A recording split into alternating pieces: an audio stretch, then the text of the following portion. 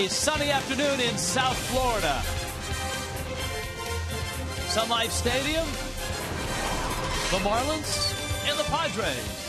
The Fish turning to Ricky Nolasco tonight. Gabby Sanchez. Now the Fish try to get on track. Little raindrops falling after batting practice, but the field getting ready. Padres are here. It's game 2 of a 3-game set. Last night, the Padres beat the Marlins. Hi, everybody. Rich Waltz along with Tommy Hutton. Yeah, the Padres won game 1. And, Tommy, I think after watching them, they don't have the best of records. But to beat this San Diego bunch, you have to do all the little things right, don't you? I think we brought up that point last night. Even though their record, don't look at the record. These guys are still in the big leagues. And as we pointed out, they lead the league in stolen bases. And we saw a lot of that last night, too. They also have terrific starting pitching. We saw that last night, and we'll see it again tonight. But what sets them apart is their bullpen. The bullpen has been deep and good for some time in San Diego. If you're a starter with the Padres and Bud Black, you want to get at least 6 innings in. Then you can turn it over to guys like Chad Qualls with an ERA of 2.66. How about Mike Adams? He came in the game next. Mike Adams has an ERA of 1.23. Then it was up to Luke Gregerson. He got a strikeout. Oh, yeah, his ERA is 2.70. And by the way, Heath Bell, their closer with 27 saves, finished things off, and he has an ERA of 2.52. Overall, their bullpen's ERA is about 2.80. They are tremendous. But if you're a starter, just get 6 innings and turn it over to those guys. Bright spot for the Marlins last night. Emilio Bonifacio extended his hit streak. He's now at 18 games, and it goes further than just base hits. He's been a bright spot for about a month, and it's been fun to watch Emilio Bonifacio. Last time a Marlin had an 18-game streak, it was in 2002, and it was Kevin Millar. How about that? His on-base percentage during the streak has been .475. He has scored 17 runs during that time, and over the last 17 games, he's stolen 13 out of 14. Oh, by the way, he's played terrific defense at third base as well. Pitching matchup is a good one tonight. We told you the Padres have some frontline starters. Coventry Healthcare of Florida starters. Ricky Nolasco for the Fish. Look at Aaron Harang, the former Red, at 7-2. Harang, a veteran guy, is actually throwing the ball very well. He's had a few injury problems the last few years. Ricky Nolasco, he has held opposition to not a whole lot of runs lately. He hasn't gotten a lot of support. His 6-6 record, very good with a 3.51 ERA. So you got the Padres and Harang, Nolasco and the Fish. Gabby Sanchez last night hit the ball hard all night long. We'll talk about Gabby at the plate with Jeff Conine when we return.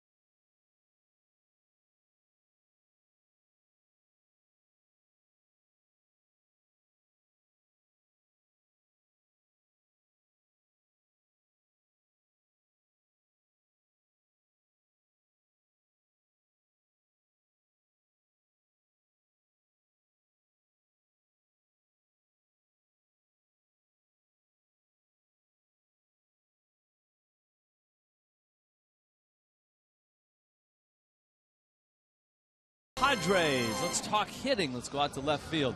Craig Minervini, Jeff Conine. All right, that's always a fun subject to talk about. I know for my partner here, Jeff Conine, and it's good to see really a key guy in the Marlin lineup is Gabby Sanchez. They've kind of been winning lately without him, which is funny to say because he basically carried them offensively for the first 2 months of the season. But show some signs last night. Yeah, he hit the ball very well last night, coming off a 1-for-19 road trip and an extended period of time where he has not been swinging the bat very well. But come into last night's game, you see him hitting the breaking ball very well, staying on that pitch to left field.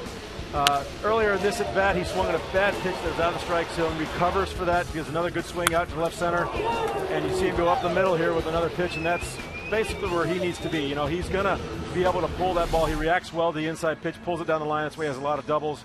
And you throw him away, he has the ability to go to right center and hit it into the gap the other way. You know, he's going to be, I think, for me, a 20 to 25 home run type guy, but with that gap-to-gap power, which means he's going to have a lot of extra base hits in the form of doubles. And a lot of ribbies, too. Good night for the Sanchez family, too. Not just Gabby. How about the defense that his brother showed? This is Rem Sanchez in the crowd here. Look at this catch. Beauty. In the rain, followed it. Gabby's wife right there with the high five. And then Gabby later making that one look easy right by the fans there in the front row. So that was a good night all around. I don't know.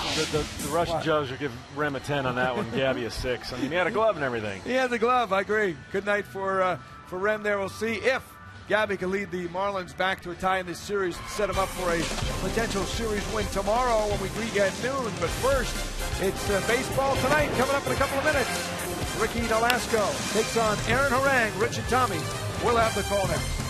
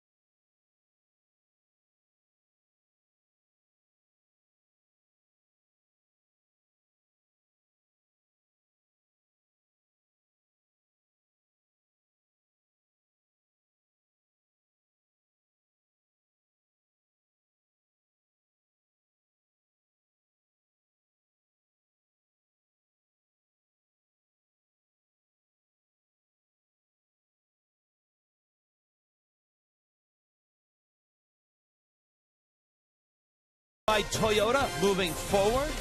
By AT&T. By Checkers, little place, big taste. And by All Year Cooling, today's comfort, yesterday's prices.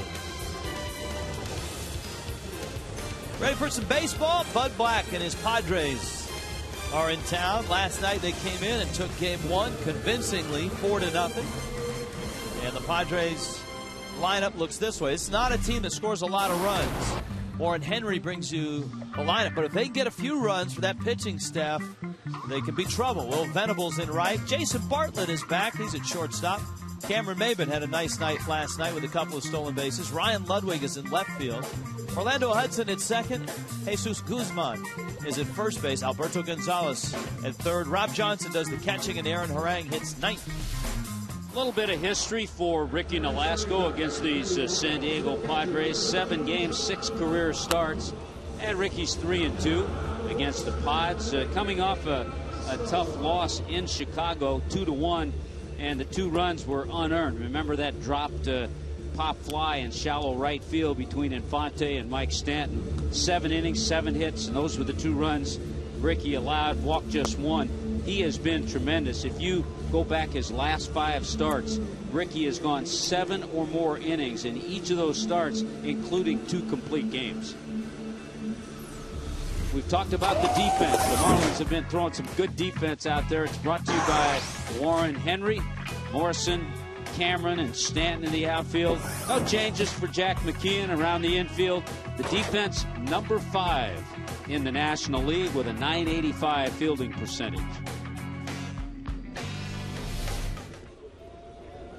Will Venable leads it off. Jason Bartlett right behind him with Cameron Maben to follow. Ricky Nolasco against the Padres. The Fish shut out last night by Tim Stauffer and a tag team effort of 4 Padre relievers. Venable, the former Princeton Tiger, stands in, and Ricky Nolasco delivers. Strike 1, says Mark Carlson, who's calling balls and strikes. Mike Estabrook, Tim Timmons, and Jeff Kellogg. Venable, whose father a big leaguer, grew up in the San Francisco Bay Area. His dad played for the San Francisco Giants. Venable, a combo guard at Princeton in that Pete Carril back cut type offense, and a very good one. He was all Ivy in both basketball and baseball, and that's only happened twice in the history of the Ivy League. The other guy, a former Padre, Chris Young, who was a big man who could shoot the 3. Young right now on the disabled list for the New York Mets. Yeah, we talked about Chris Young the other night at Citi Field. Nolasco's out in front, 0-2.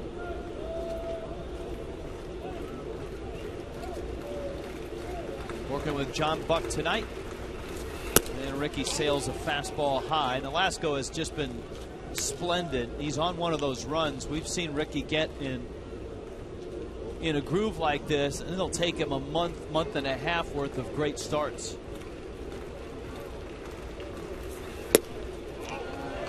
Off-speed pitch just misses outside, and it's 2 balls and 2 strikes. Good changeup, a good take by Venable. Look at the last 3 starts for Ricky. Of course, his last start against Chicago, it was the drop pop-up in right field that led to 2 unearned runs, and that was the difference in the game. Venable stays on that breaking ball and pounds it to right. It's deep. It is gone. Will Venable, just his 3rd of the season. And the Padres, just like they did last night, jump on top. It's 1-0. And it's a ball club that is not going to hit a lot of home runs. That's their 51st home run this year. In comparison, the Marlins have hit 80. But the breaking ball, here's the curve. It floats. When Ricky's curve has that bite, it's a lot tougher to hit. That one kind of floated. Good swing. You give Venable credit. Ricky Nolasco has allowed 11 home runs this year. Jason Bartlett takes a strike. Bartlett had left the ball club to be with his wife. She delivered their 2nd child. Jagger Allen Bartlett arrived at 4:45 p.m. 6 pounds 15 ounces. Got to be a Rolling Stones fan. I must be somewhere. Bartlett, who grew up in Lodi, California, in the Central Valley, played his college ball at Oklahoma. His college roommate, Greg Dobbs. Here's the 1-1. Bartlett takes outside. He had a nice run with the Rays. He was an all-star, Bartlett was, in 2009. That's the year his on-base percentage was over 400. Had 14 homers and drove in 68 runs. 2-1 pitch. There's a sharp breaking ball for a strike.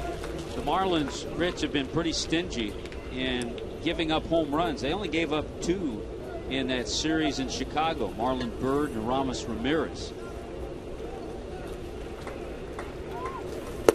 That's impressive because a couple of those ball games, the ball was jumping.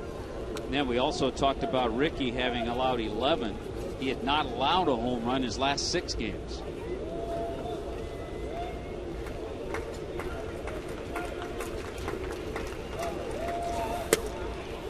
This is outside, and Bartlett is aboard. So this hasn't started well for Nolasco. A homer by Venable. You got Bartlett, who has stolen 20 bases now at first base. Here's the weather for tonight. You saw the rain to start the night. Partly cloudy. All your cooling brings you the weather. It's hot and sticky tonight in Miami. Keeping runners at first base, a real issue last night. The Padres stole 5 bases. Well, they stole 5 bases, but statistically speaking, they were credited with just 4 stolen bases. As Maben stands in, Cameron swiped a couple bags. And he pulls a ground ball in the hole and into left field. So Maben, who had 2 hits last night, has singled. And here comes Ryan Ludwig. You have Hanley Ramirez in the middle infield, Omar Infante on the other side. Just cheated a little bit. You see how they're bunched up the middle? You do that in a double play situation, and guess what? Maben just finds that hole. You know, without a runner at first, Hanley's probably a couple of steps in the hole and might make that play. Now Ludwig stands in. Ludwig had a big hit to get the scoring started last night when he doubled the right center field. Singled in his next at bat. And he is kind of the pop that is left in the Padres lineup. A lot of guys that just try to get on and steal a bag. Ludwig is the guy that tries to knock him in. Yeah, he's not going to be one who gets on and tries to steal a bag. Of course, the Adrian Gonzalez trade really changed the complexion of the Padres order. They weren't a team that scored a lot of runs last year anyways. 1-0 pitch. Big Kyle Blanks has an arm injury. Actually had, I believe, Tommy John surgery. And so he's out this year. Chase Headley is on the disabled list. I think this ball goes through the screen. Yes, it does. Time to get a new screen. Chicken wire there, Tommy.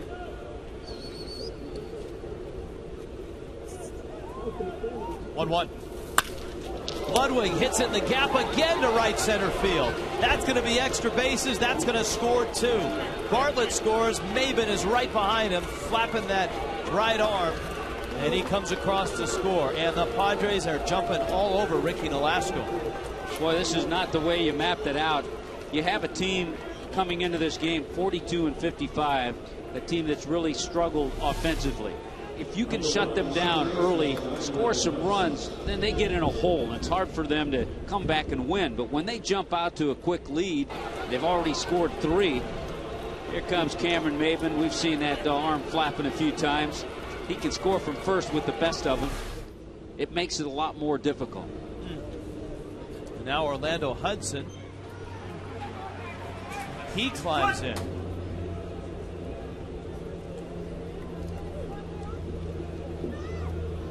The O-Dog has brought his act to San Diego.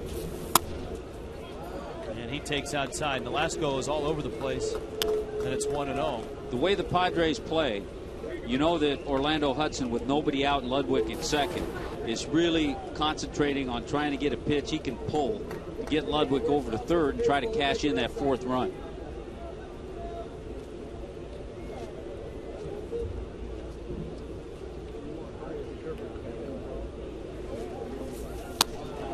Nolasco misses high, and it's 2-0.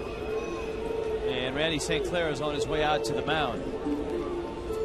We also said last night, and this was in the first inning when the Padres scored 2 runs. A 2-0 lead for the Padres is like a 4 or a 5-0 lead for a lot of other teams. Number 1, because of their starting pitching, but number 2, because of their superb bullpen. Right about now, Ricky Nolasco might be glad it's Randy St. Clair and not Jack McKeon.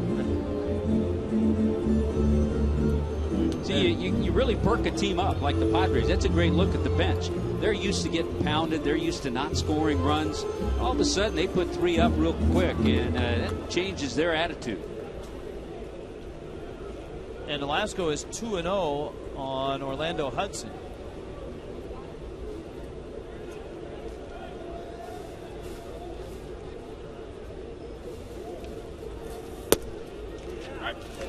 A strike. And maybe a generous corner there. And it's 2-1. It was a generous corner.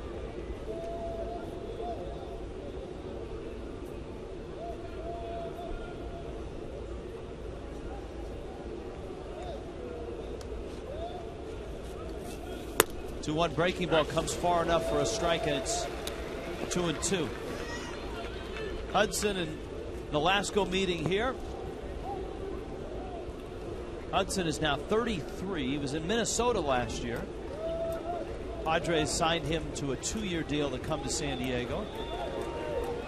He was a Dodger in 2009. He does pull it to the right side, and mission accomplished for Orlando Hudson. It moves Ludwig to third.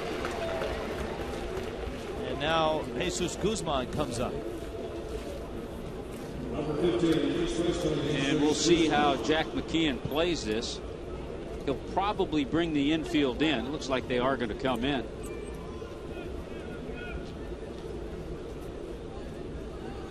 This is where Ricky needs to reach back and try to get one of those strikeouts. When you're a strikeout pitcher, that's what you're thinking here.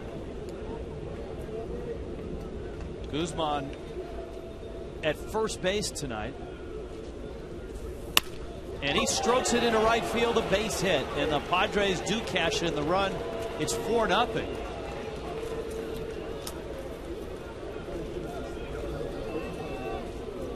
And so Ricky Nolasco, who hasn't given up 4 earned runs in his last 4 starts. He's given up 2 earned runs in his last 4 starts. Look at that breaking ball, another floater. No bite tonight on Ricky's curveball or slider. And with the infield in, would have been a base hit either way. But as a hitter, you just feel a lot more confident when that infield comes in. Alberto Gonzalez now. A strike. How about Aaron Harang right about now, the pitcher for the Padres? He, like the other Padre pitchers, does not get a lot of run support. And he's looking up at the scoreboard, 4 first-inning runs. That's over the head of Hanley, and that's in the left center. Morrison picks it up. Guzman will stop at second. And this isn't a case of Ricky Nolasco, you know, walking guys or giving up bloop hits. The Padres are barreling up Nolasco. They've got 5 hits already here in the inning. Well, I'm looking at the line of Aaron Harang. Over the last 7 starts, the most runs he's allowed in a game has been 2. So he's on a pretty good roll. So the 4 runs up there looks pretty good to Harang. Rob Johnson, the number 8 hitter, and there's only 1 out. Marlins bullpen has started to stir, and it looks like Burke Badenhop is getting up.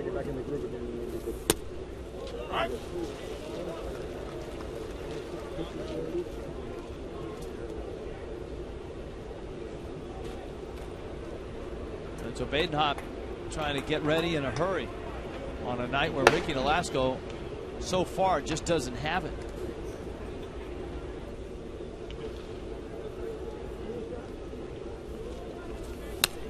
Johnson is a light hitting catcher, hitting just 180. He has 3 homers and only 2 doubles in 49 games. Ricky's shortest outing of the year was back on June 13th against Arizona. Gave up 8 hits and 9 runs in 3 innings. Then he had that horrible outing in Los Angeles. Remember, gave up 15 hits in 5 innings. This feels a lot like that start. 0-2 pitch. He strikes out Johnson. So he gets Johnson, and now here comes Harang, who is not a very good hitting pitcher.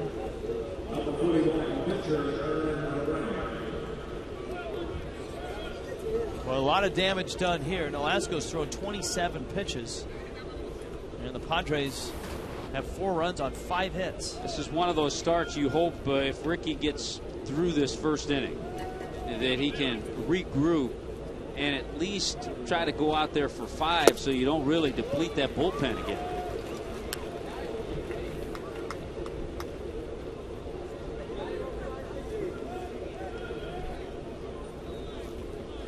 Oh, and 1 to Harang.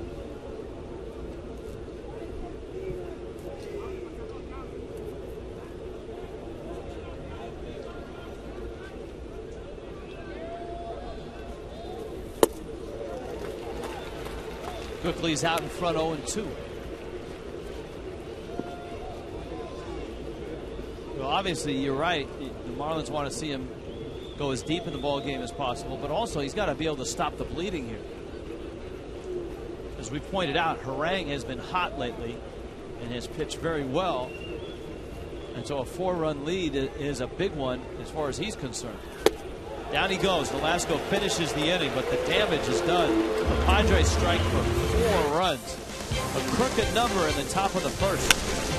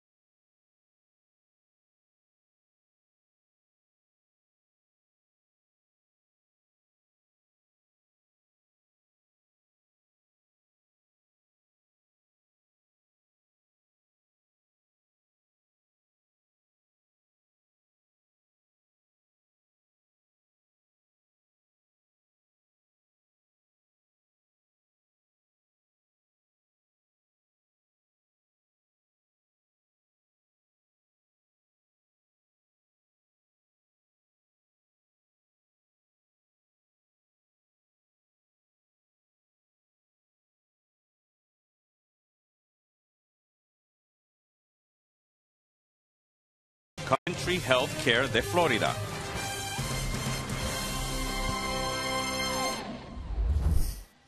In Miami tonight, the Marlins have dug themselves a 4-0 hole, and they'll try to come back against Aaron Harang with this lineup. The Fish at 47 and 50. They are 15-10 under Jack McKeon. Warren Henry brings you the lineup. Emilio Bonifacio, an 18-game inning streak, the longest in the big leagues right now. Omar Infante had a base hit last night. Logan Morrison and Hanley Ramirez combined 0 for 8 in last night's game. Gabby had a couple of hits. Mike Stanton in right field. Mike Cameron in center. John Buck hits 8th. And Velasco hits 9th. And now Harang takes the ball. You see the record at 7-2 and a nice ERA of 3.19. Well, in his career, he's pretty much a 500 pitcher, but look at his last 7 starts. We talked about that. 2-0 and a 1.35 ERA. Wow, 13 innings, scoreless streak since coming off the disabled list. He's had good break on his slider, uses a curveball, and he uses that 6'7" frame.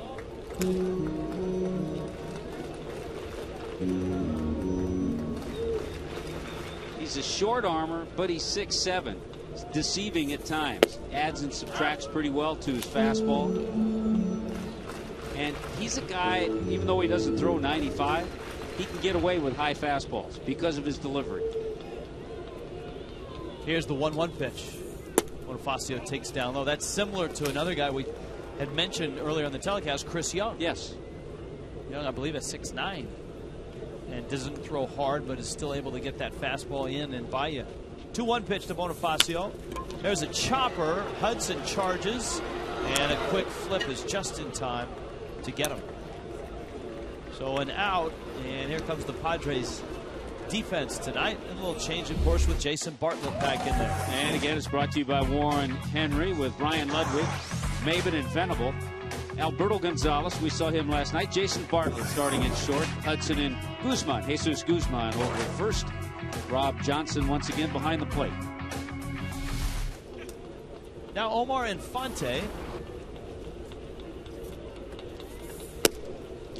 And Harang, with the luxury of this 4-0 lead, can be ultra aggressive and go right after the Fish.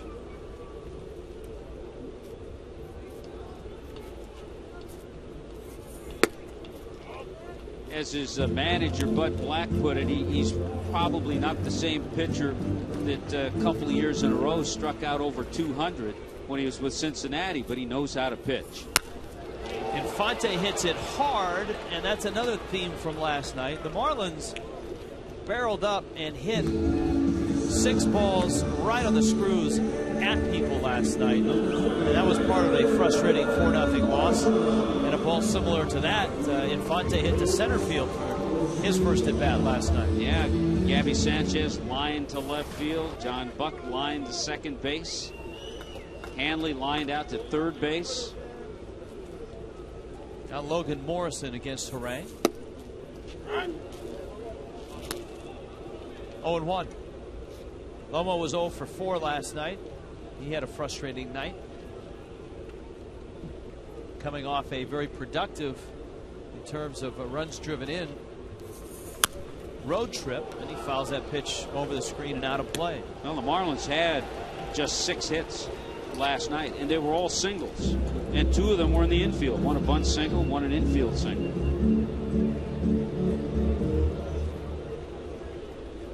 So Harang's got him 0-2. Harang coming back home. Everyone associates him with the Reds. He spent 8 years in the Reds rotation. Morrison did not swing, but Harang is a San Diego native. He went to Patrick Henry High School in San Diego and then went to Bud Black's alma mater, San Diego State. Yeah, he loves pitching for San Diego.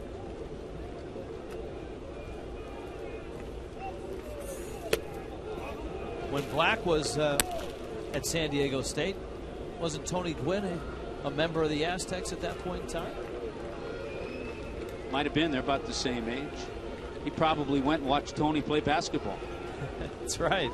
Tony was a great point guard. Morrison fouls that pitch into the seats. It's 2-2. I want to say Kerwin Danley, Major League umpire, also played on that team. He did.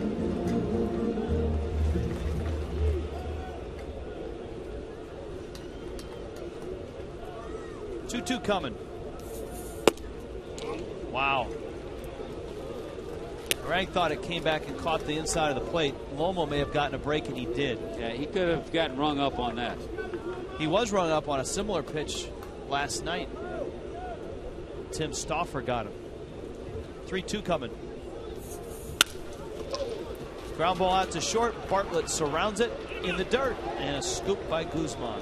And a 1-2-3 inning for Harang, with the Padres holding a 4-0 lead.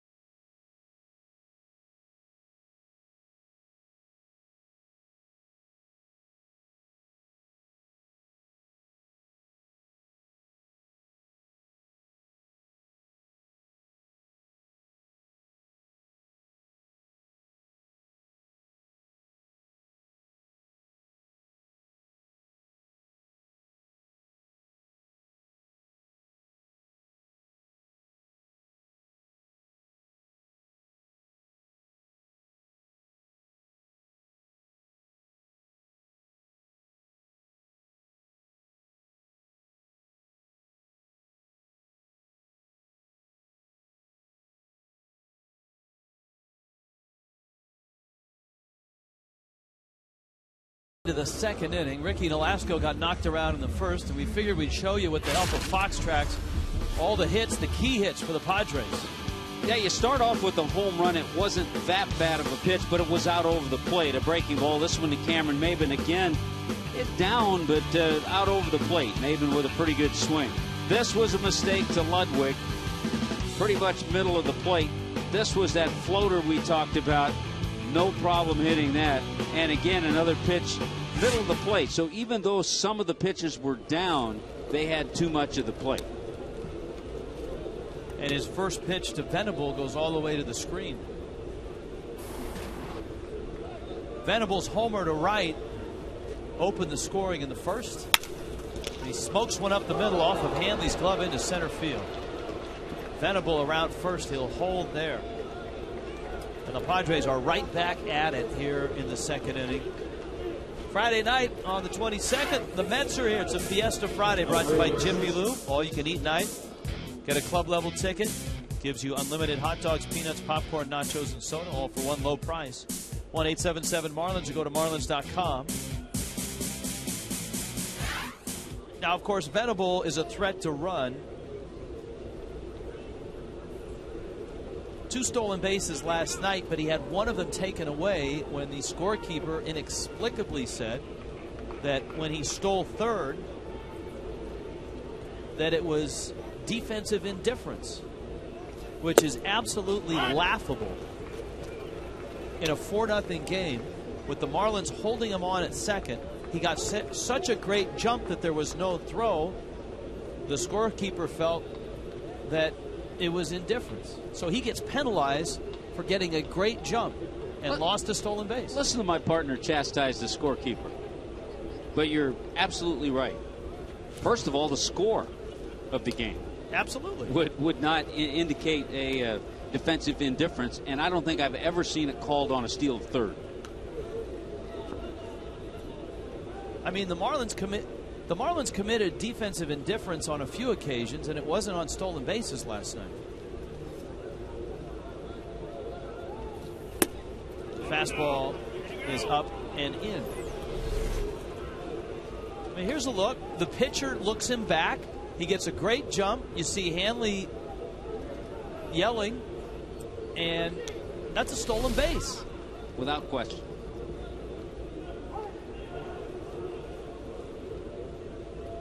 Anyways, back to our regularly scheduled second inning. That's a scorekeeper trying to do too much. You know, you hear a player, they'll say we try to do too much.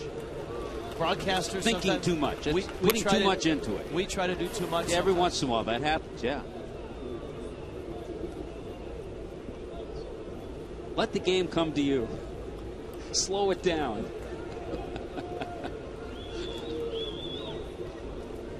Over 500 emails, over 125 tweets last night on an email Tuesday. Of course, we've lost track of what day it is. So that kind of got our bearings back that it was Tuesday night last night when we opened up the email bag and they all came spilling out. That's always a nice reminder for us. Tomorrow, remember, it's breakfast with the Marlins, or brunch, if you will, at 11:30 with Marlins Live. And then a 12 o'clock start. Went Venable away from first, Ricky from the belt.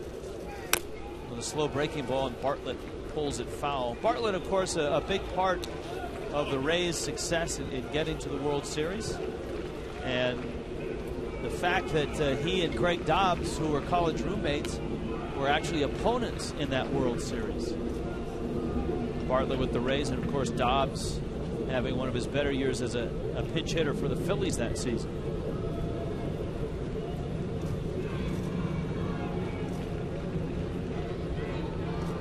Venable runs on the 1-2 pitch, and it's fouled out of play.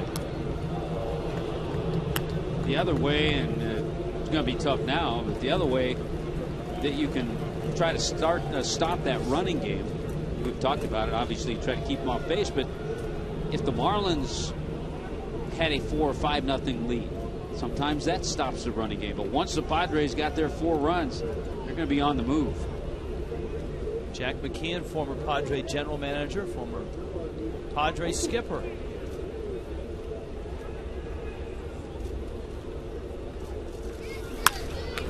Into right field. 7th hit against Nolasco.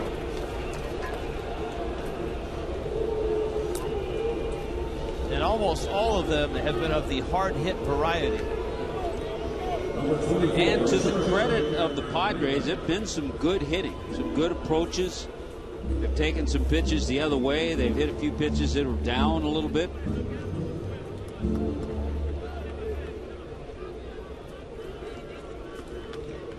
Badenhop, who was up and throwing, looks like he's ready to throw again. And here is Maben, who has 3 hits already in the series. He had a couple of bags last night. Drove in a run, scored a run. He scored on the Ludwig double in the first. Cameron Maben's put together a nice little run over the last few weeks. Last 23 games, hitting over 300. And we talked a little bit about it last night. And I talked to Cameron today, and it kind of confirmed what we had talked about, in that much like Emilio Bonifacio, and where Jack McKeon has kind of lifted the burden of decision making off of Bonifacio's shoulders in terms of when to run, in terms of taking pitches at the plate. Maven has that same type of arrangement with his skipper, Bud Black. He said Black has told him, when you get on base, I want you running. Here's, I guess, another way to put it. He's getting an opportunity with the Padres. He's a little more relaxed. When he was a Marlin, I think he felt he had to prove himself because he came over in that deal from Detroit. Right. He had to prove himself and live up to Miguel Cabrera's numbers. Whereas in this trade, he was traded for Ryan Webb and Edward Mujica.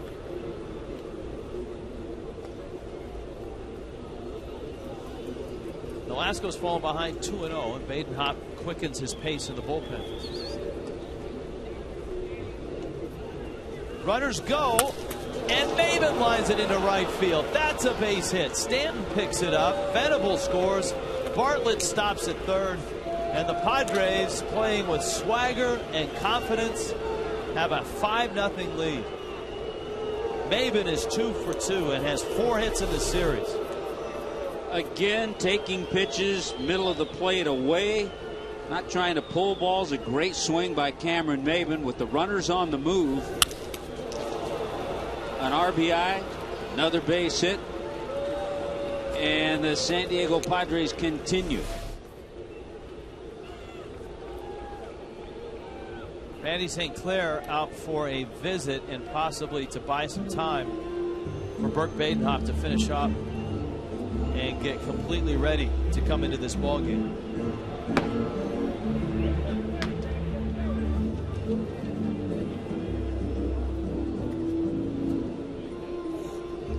So it's 5-0. You know, Tommy, I was thinking about the Dan Patrick show just moments ago, and look who pops up. Weekdays on FSN while you're doing your laundry off a long road trip. What would Dan say about a game like this, a start like this? Oh, he would turn it over to McLovin at this point. He would go to the bullpen pretty quickly, I think. Dan Patrick Show weekdays at 9 a.m. on FSN. Always a good listen, always a good watch as well.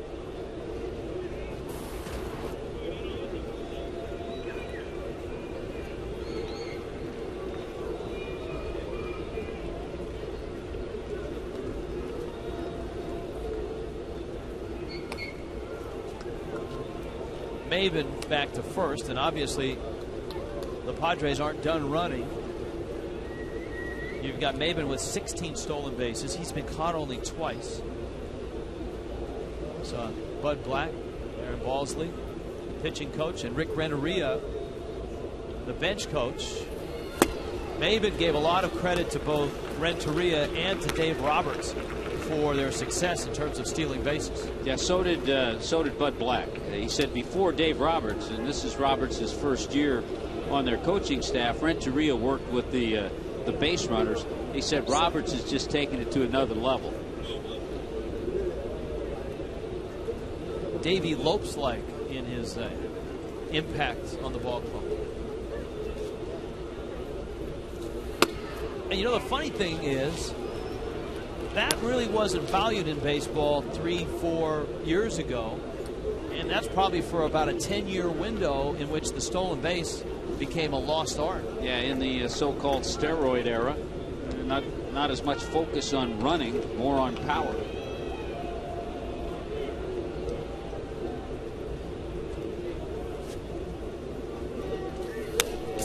Ludwig with a big rip, and it's 1-2. Even the foul balls, guys have had aggressive rips off Ricky Nolasco. And the Padres haven't stolen any bases because every time they've run, there's been a ball squared up and hit hard somewhere. Nobody out, a run across, and runners at the corners. Batenhop is ready, so all Jack has to do is make the move.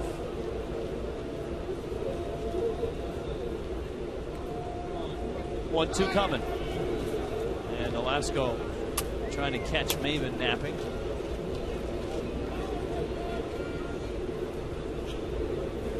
Quick turnaround tomorrow, a noon start.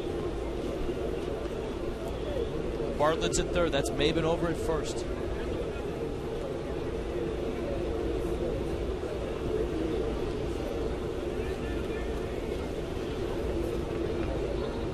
He is running. And Ludwig fouls it back.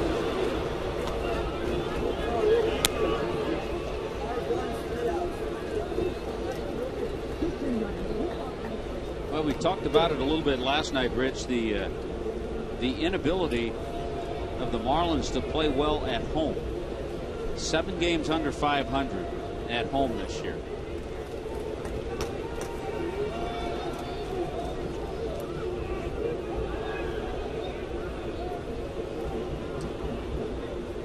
Padres have not been a good home team. But for the Marlins, a much better record on the road. There goes Maven. Ludwig fouls it back. Marlins 3 over on the road, as Tommy pointed out, struggling at home.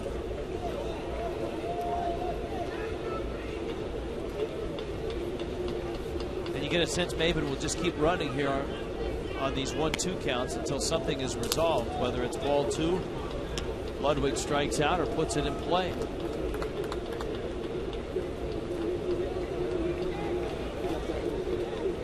Maven wearing his age on his back, 24.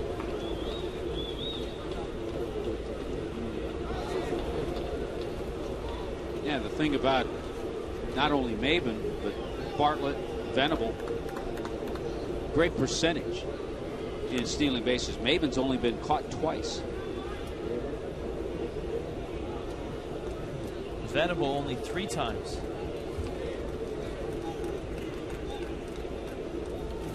Not running, swung on and missed. Nolasco gets a strikeout. And the Marlins have an out, and here comes Hudson. A little quicker to the plate was Ricky Nolasco that time. I think that's why Maven didn't take off. He didn't get a good read.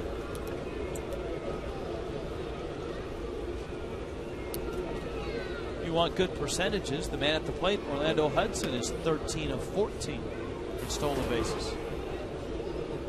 Hudson pulled a ground ball to the right side. It moved Ryan Ludwig from second to third. He scored on the Jesus Guzman hit. Well, in the first inning, Rich, it took Ricky Nolasco 21 pitches to get his first out. And in this inning, 17 pitches before he retired a Padre. He's at 47 pitches right now. And there's your splits. Nolasco is wearing his pitch count on his back.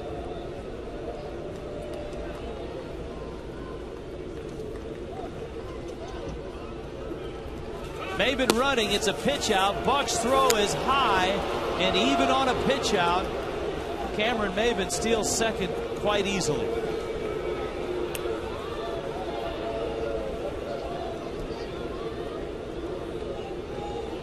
You have to wonder, with the pitch out, even with a good throw, would Maven have been caught?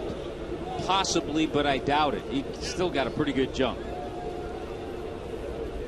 But when you pitch out, you have to make a little better throw.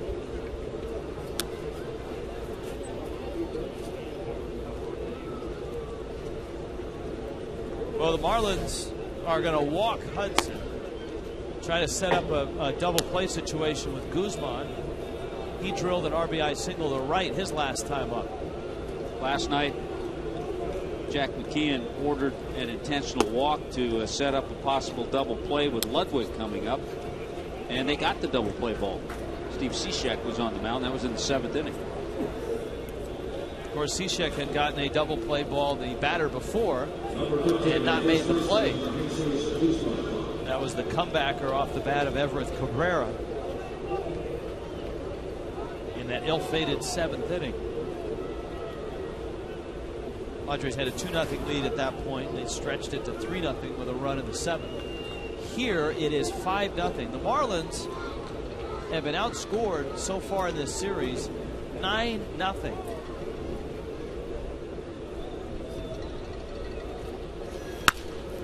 That's a fair ball. It's down the line, and it's going to score a bundle. Bartlett scores. Maben scores. Here comes Hudson. He's going to score. Jesus Guzman is driven in 4, and the rout is on.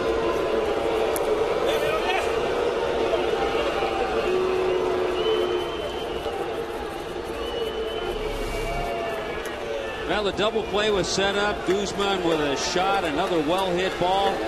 Gets it past Bonifacio and clears everybody off the bases with a double.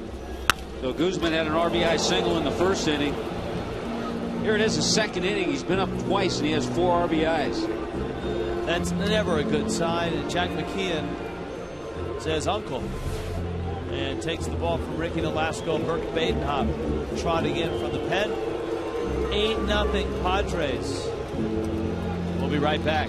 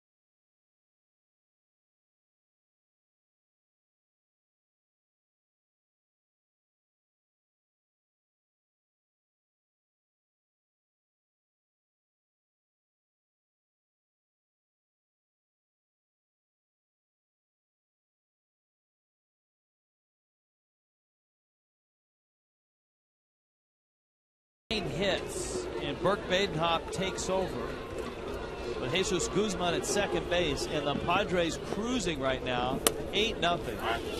Badenhop gets a strike on Gonzalez. He had a base hit back in the 1st.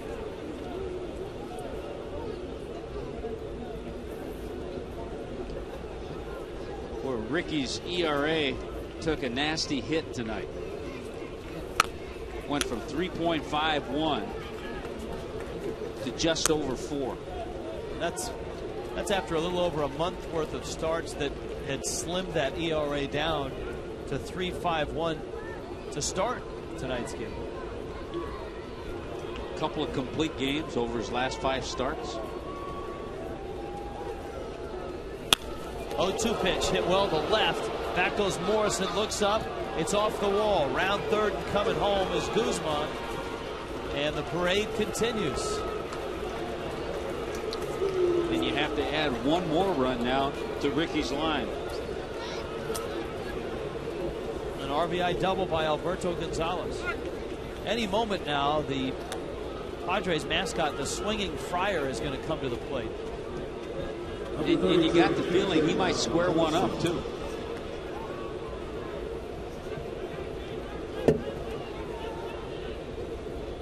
Rob Johnson. And this is frustrating. for an offense. That's a base hit. Everybody's getting in. The guys are out there on defense. Harang's going to come up for the second time. So the Padres have sent 18 men to the plate. And the Marlins have had 3 guys go up to bat. Harang had a 1-2-3 inning. Well, Johnson's hitting a .180, and he is just singled. And here comes Harang.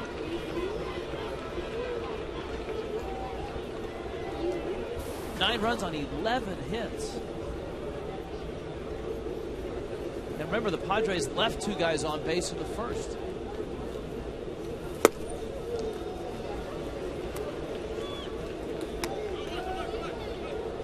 And for a guy like Badenhop, he's got to be thinking to himself, right now this is a suck-it-up game. Yeah, because there isn't a whole lot behind him right now. Yeah.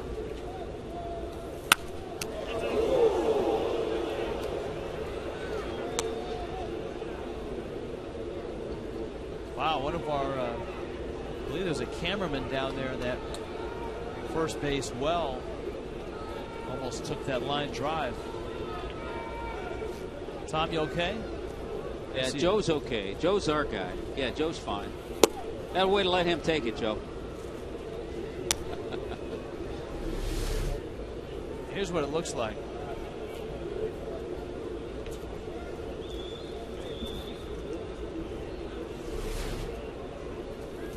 One-two pitch. Even Harang has a base hit.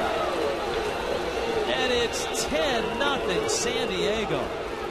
I mean, Aaron Harang, for goodness sakes, who came in with a career average of like 105. Yeah, I think it was under 100. Just a flop breaking ball, and it goes back to the nice outing that Burt Badenhop had in Chicago. Remember, he came in relief for Chris Volstad through 3 shutout innings. Didn't give up a hit. And the first 3 hitters he's faced here tonight have gotten base hits, and they were the 7th, 8th, and 9th hitters. When the Marlins started the ball game last night, they had outscored their opponents 60-28 in their previous 10 games. And now, in a ball game and an inning and a third, the Marlins have been outscored 14-0. And you can see Jack ranting in the dugout right now. Badenhop misses outside. It's 2-1.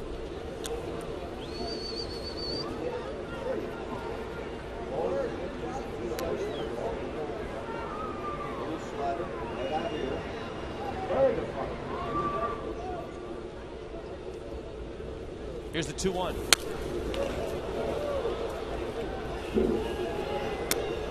2-2 on Will Venable, who is hitting for the 2nd time here in the inning, the 3rd time tonight.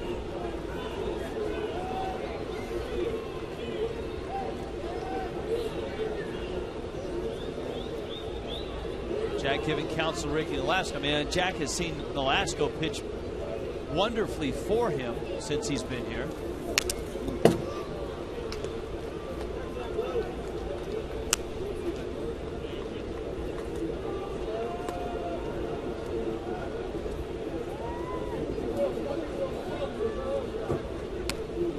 Counts 2-2 to Venable. A home run and a single. He has scored twice.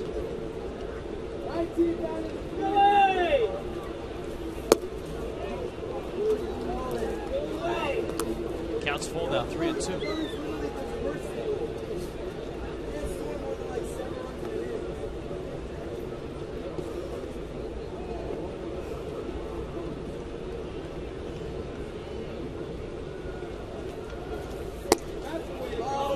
Badenhop misses inside, and the bases are now loaded as he walks Venable. And here comes Bartlett. And like we said, Tommy, it's a suck-it-up game.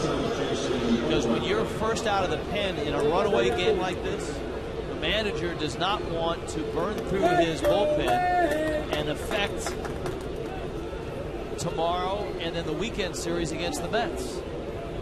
Well, the Padres haven't had a whole lot of big scoring games, but recently against San Francisco in their series against the Giants. They did beat the Giants 11-3.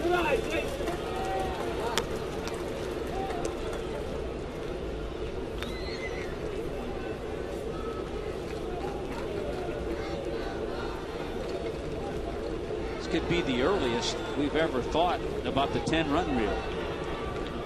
Amen. Ball and a strike. That's the furthest thing from anybody's mind going into this series with the Padres. We showed you at the outset of the telecast yesterday the anemic offensive numbers of the Padres. Dead last in the National League in just about every offensive statistical category. Runs, batting average, on base percentage. Make home runs down there as well. But I think the point we made is that you see that, and you still have to realize these guys got to the big leagues for a reason.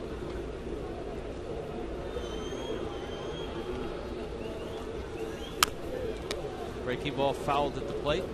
Badenhop out in front of Bartlett, 1-2.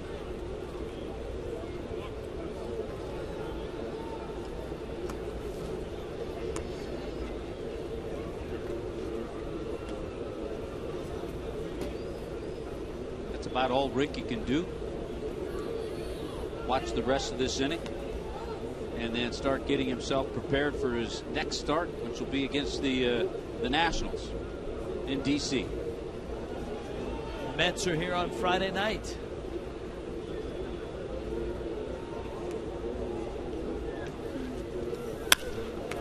Into right field. That's a base hit. Really getting to the point where it's pretty unbelievable. Everything they hit's hard. Everything they hit finds a hole. And they're having good at bats. Bartlett with 2 hits in the inning. Speaking of the Mets, this is where you need former Mets announcer Lindsey Nelson to say the Marlins were unable to sustain a drive, and we moved to further action in the 6th inning. The one thing the Marlins have accomplished tonight, they've shut down the Padres' running game.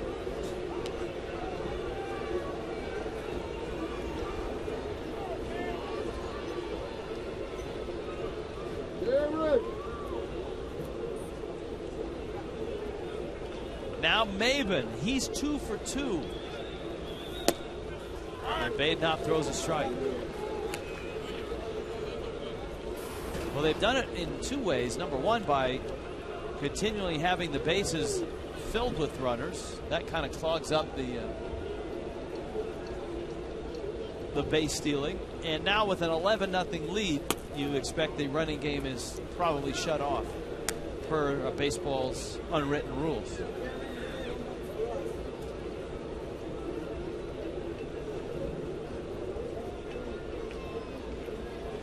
But knowing Bud Black, he's thinking to himself, all right, 11-0.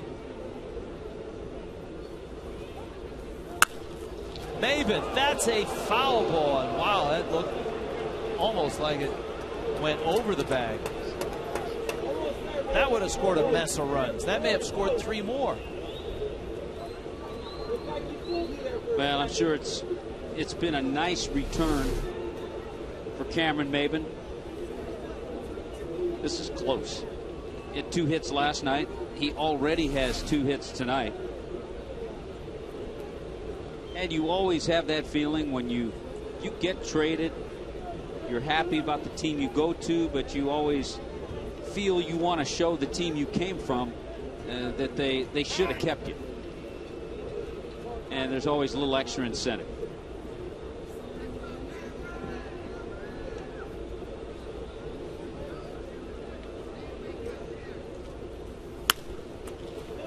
Flips that one foul and out of play, and it stays at 1-2.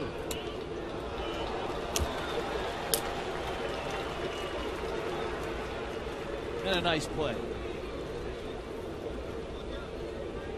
And we're going on an hour, and the Marlins have batted once.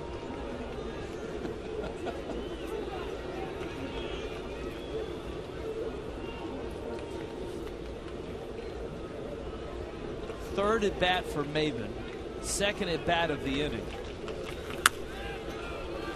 He pulls that one foul.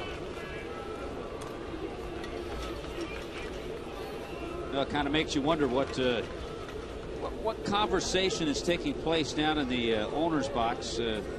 Jeffrey Loria, Marlins owner, sitting with Vice Chairman and Chief Executive Officer of the Padres, Jeff Morad. You kind of wonder what that conversation's about now. Oh, I know exactly what they're talking about. Here's the 1-2. Morad has just turned to Jeffrey and said, "You know, I used to represent Tommy Hutton when he was a player."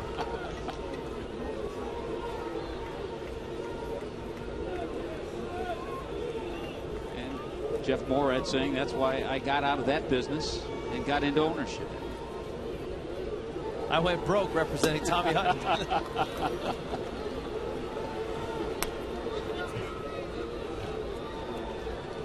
And that's the way it's going to be from this point on, unless the Marlins can mount something. What, us cracking jokes for... We'll have some fun. Bad jokes for 3 hours? Some good, some bad. They're not all gems. That's true. Struck him out.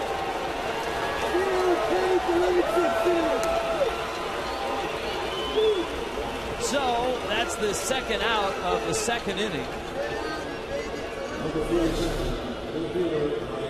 Let's see on Fox Tracks. And right at the knees. I got news for both teams. The strike zone is getting a lot bigger in a hurry.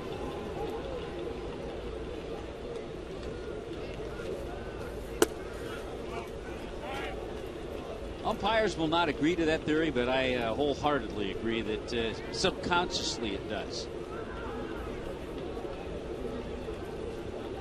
And it should. Home plate umpire Mark Carlson. He did not have to make too many ball strike calls with Ricky Nolasco on the mound because a lot of Ricky's pitches were headed the other direction. Most of the ones that were middle of the plate got hit somewhere and got hit sharply. Padres have 13 hits already.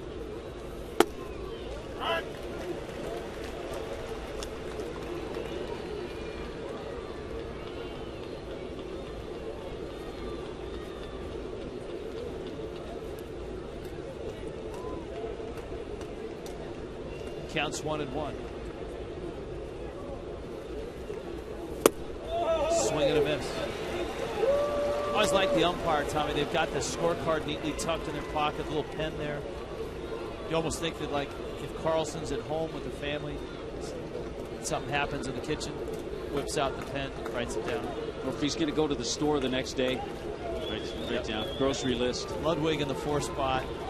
Need laundry detergent. Whole wheat bread.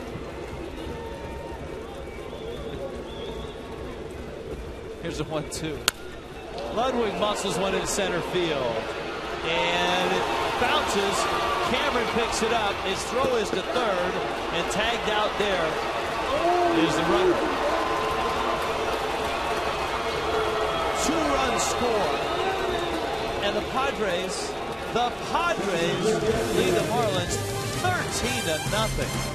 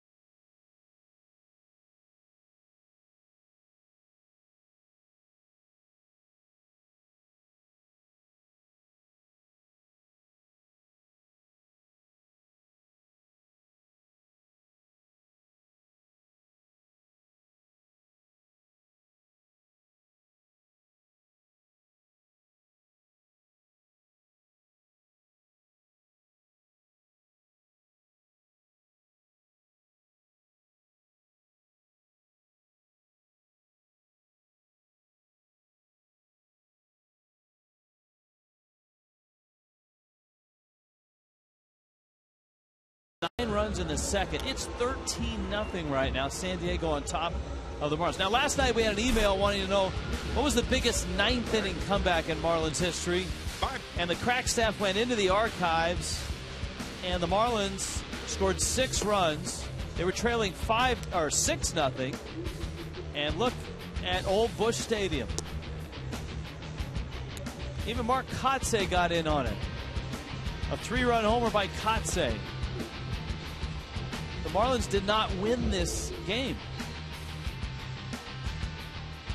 They lost 7-6 in 10 innings. But they did come back and score 6 runs. Now, yeah, I think they won 7-6. I think that was incorrect. Yeah. Oh, okay. I was simply reading. All ended well.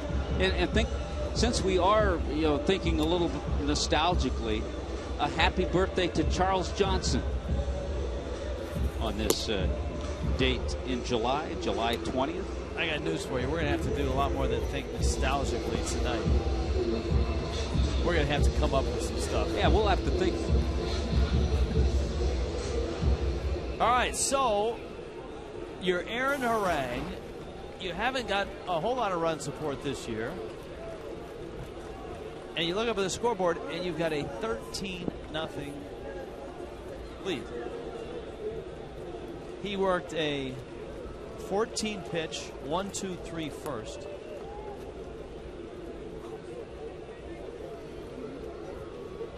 Well, the Padres have already tied their most runs in a game this year with 13. 9 runs in an inning is the most they've produced in any inning this year. Anthony Ramirez, Gabby Sanchez, and Mike Stanton will try to start the climb, the long climb.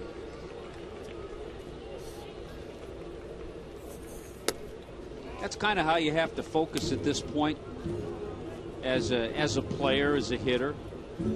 Forget about the score. Just take each individual at bat. You have to really push yourself to concentrate.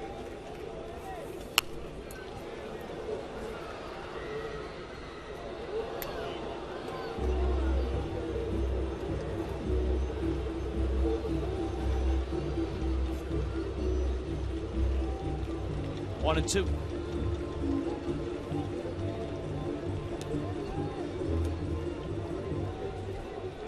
And the 0 for 4 last night. Yes, the crack staff is in the process of assembling the 10-run reel. Feverishly. Yes. Never having to... never done it this early. This early, never having to dip into the vault this early. We had many questions last night on Email Tuesday wanting to know what the parameters were for the 10-run reel, because we had just employed it in Chicago. And, of course, we had one of the great 10-run reel clips, the Harry Carey Hideki Arabu sequence. Here's the 2-2. Hanley fouls it back.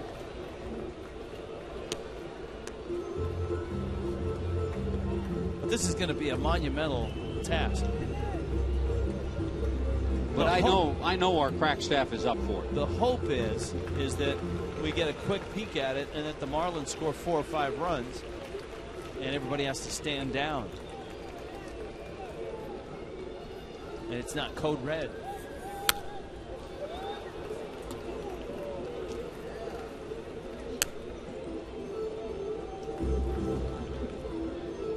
Two and two.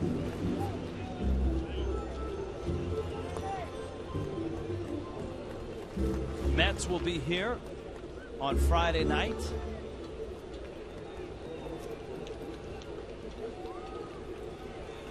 A lot of speculation about Carlos Beltran and reports coming out of New York that Jose Reyes will not be dealt, that the Mets do not want to trade Reyes. They want to try to re-sign him. Sounds like the Phillies could be a player in the Beltran stakes. John Heyman has a great column today on SI.com talking about the potential suitors. Strike 3 call. Hanley goes down. Orang has retired all 4 that he's faced. Now, Tommy, this is a big moment in the telecast. Did you know that this copyrighted telecast is presented by the authority of the Marlins, may not be reproduced or retransmitted in any form. Accounts and descriptions of the game may not be disseminated without the express written consent of the Marlins. Nicely done. Thank you. Thinking of contrasts, looking at a score of a game earlier in San Francisco, the Dodgers beat the Giants 1-0. And a great pitching matchup. Clayton Kershaw went 8 shutout innings for the win. Tim Lincecum got the loss. He pitched 7 innings and gave up just 1 run. So a bit of a contrast in San Francisco today.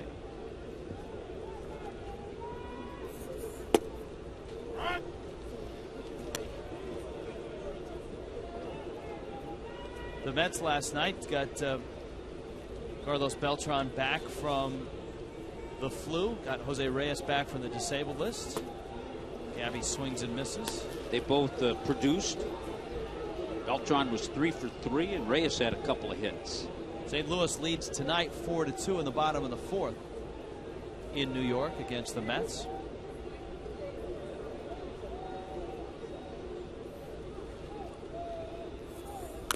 We already have fans tweeting that they can't wait to see the squirrel in Foxmo. That's always kind of that kind of sets things off on the 10-run reel. It's kind of like the leadoff hitter. Official mascot of the leadoff hitter is the Foxmo squirrel. Here's the 2-2. Gabby, a ground ball out to the O-Dog. And Hudson throws over to first. Mike Stanton coming up. Now, fans last night wanted to know, how do you use the 10-run reel? And generally, standard operating procedures, according to the instructions inside the briefcase that the crack staff carries around, is that you sprinkle it in coming in and out of breaks. So don't expect anything wacky in the middle of an at-bat or in the middle of an inning. But it's 13-0.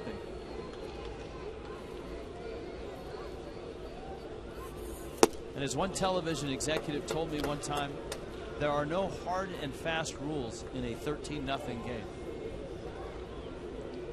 That makes a lot of sense. I'm sure there are some baseball purists that say, just call the game, Slappy. They've never been in this position then, obviously. Here's the 1-2 pitch to Mike Stanton. And it swung on and missed. And Harang with another 1-2-3 inning. All right, here we go, baby. Open up the show. Let's go. There it is. Nice.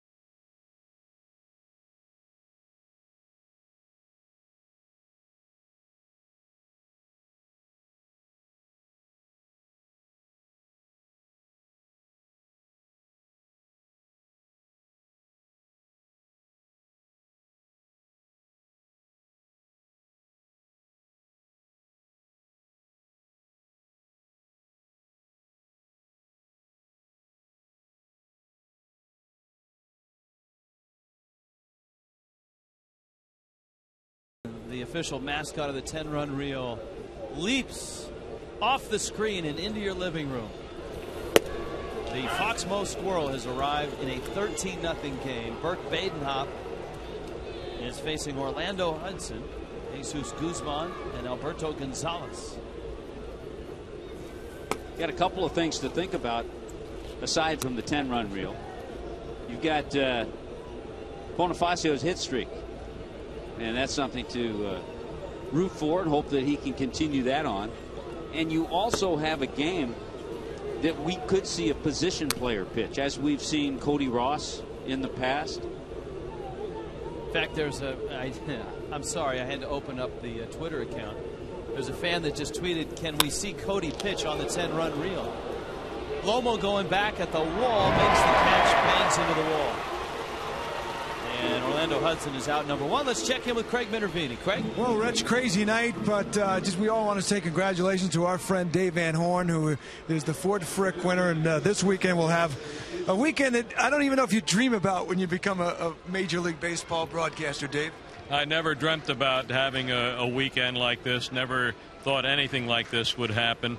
And here in the 43rd year, it's a thrill of a lifetime. It's going to be a very special weekend that I'll share with my family, and I hope in some way to share with all the baseball fans of South Florida. Dave in his 43rd year, Major League Baseball, 11th with the Marlins. So you got the great news in December, and there's been the build-up, but now it's reality. Has your emotions changed as you get close to the date? Well, I think so. I think I've thought a lot more about the moment, and that's going to be something else at 4:30 on Saturday afternoon on that stage at Doubleday Field in Cooperstown. When I'm on that stage and I look at the Hall of Famers that are up there with me and with those of us that are receiving awards, Bill Conlon of the Philadelphia Inquirer, and of course Raleigh Heeman, the Buck O'Neill Award, and when I turn around and look at all those Hall of Famers that are going to be there, that's going to be an incredible moment. You're going to outline your speech. How about that moment? And what's the time frame that you have? Do you have X amount of time? Well, they've given us 10 minutes, and broadcast? I know that it's going to be hot, and I know it's going to be steamy, and I know that if I go over my allotted time, I'm going to have some Hall of Famers behind me yelling at me, and maybe some of them tugging at me to get off the stage. So I'm going to try to get it done on time. Never want the cane or the hook while you're a Hall of Famer, huh, Dave? Yeah, exactly. All right, congratulations. Thanks for spending some time. I know he's got to get back to the broadcast. I know I speak for all of us here that get to know you, and what a pro. Thanks a lot. Thanks, Craig. Dave Van Horn, Hall of Famer and the Ford Frick winner. He'll be going into the Hall of Fame this weekend. Guys? Badenhop works a 1-2-3 inning. That's a Hall of Fame inning right there. Hey, remember last year when the intern... Oh, no, what do we got? It's the Racing Sausages. I think won by the Little Chorizo.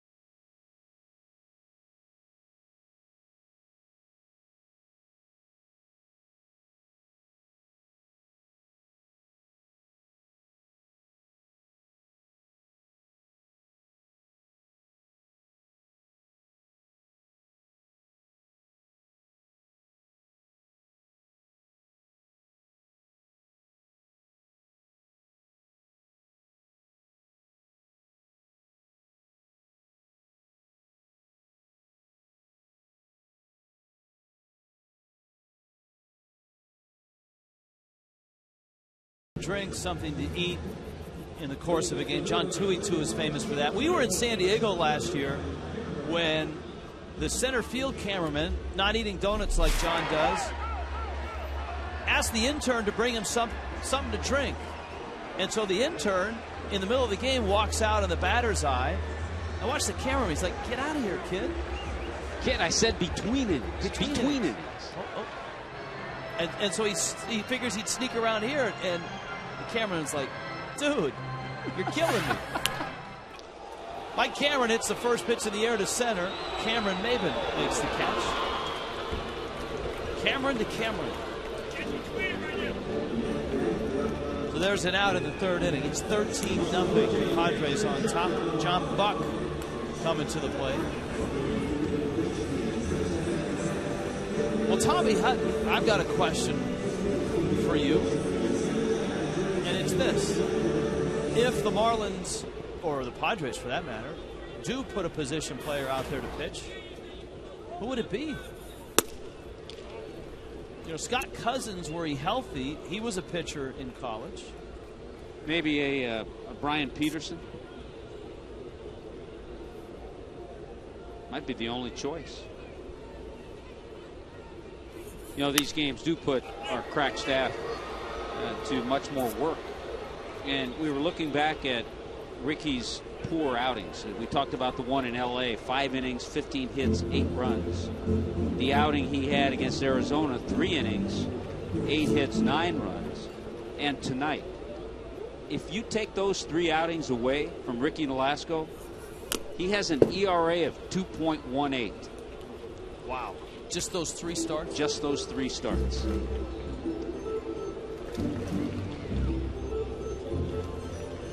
That was where Ricky was sitting. His ERA now over 4. Buck swings at a ball in the dirt that is such a bad pitch, it kicks away. And Johnson throws out John Buck. Here's the poll question. Tickets of America. Best Padres manager of all time, Jack McKeon right now. Bruce Bochy not getting any love, and he took the Padres to the World Series. But Black tied with Dick Williams. Dick Williams took the Padres to their first World Series, Bochy to their next. Badenhop takes up and in. I guess the other thing, you trying to give you things to track in this game. Talked about Bonnie's hit streak. You also have to think about no-hitter. Marlins haven't gotten a hit. The Padres, the only team in the major leagues that have never had a player hit for the cycle, and they've never had a player throw a no-hitter. So the Mets have had the cycle. They don't have a no-hitter either. The Padres have neither. Talked about that on Marlins Live. Of course, the Padres have been around a lot longer than the Marlins have. Hopper pulls that one foul. Padres came into existence in 1969.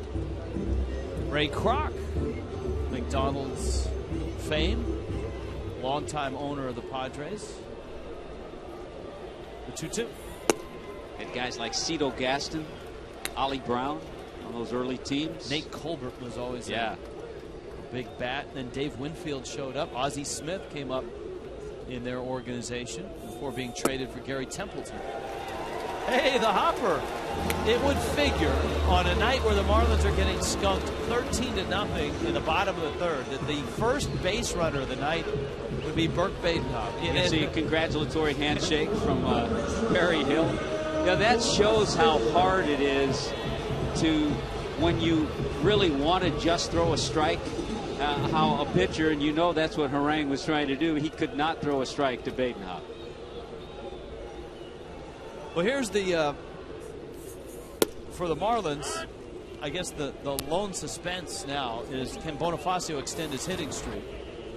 And on this night where we showed the squirrel in Spanish, Ardilla.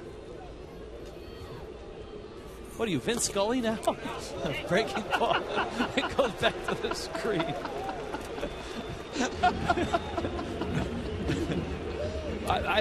Are you going to tell me that that's Bonifacio's middle name or something? No, just Bonnie from the Dominican.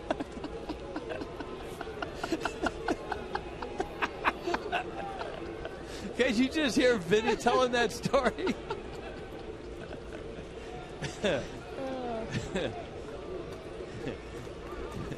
squirrel in Spanish. What did you say it was? Ardilla. Is ardilla. See, I was going to wait and drop that one on Cookie. Then I figured I'd throw it out there early. And when Emilio Bonifacio was a lad, he used to chase the ardillas around the yard. Here's a 2-1. It's fouled out of play. It's 2-2. Oh. 2-2 to Bonifacio.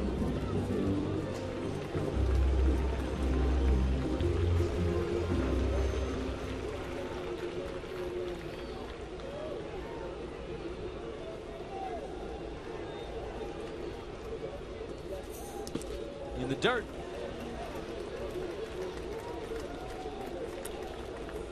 And it's 3-2.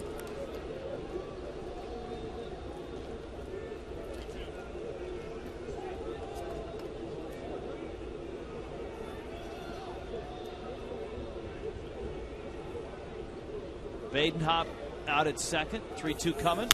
Bonifacio flips it down the left field line and out of play. Yeah, you talk about concentration. You know, you think about Bonifacio up there, let's say late in a game in a tie game. Well, he's focused on a base hit to get on base.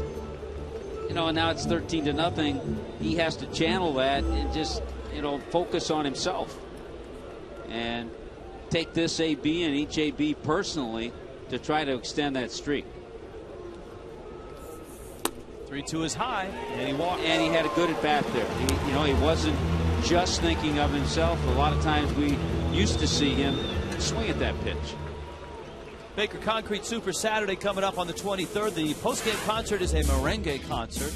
See, I think Tommy would look good in those jeans. The guy in the middle, that's you, T-Hut. With Fuego and Los Hermanos Rosario, presented by the Dominican Republic Ministry of Tourism.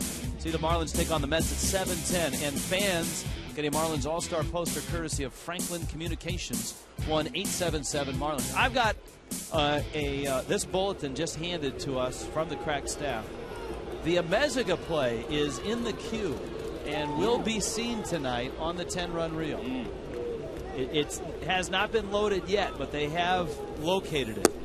So those of you that are hopeful that the Amezaga play will show up, it will. Because Rubel Cabrera had a play similar to that this year for the Cleveland Indians, but not nearly as much fun as the Amezaga play.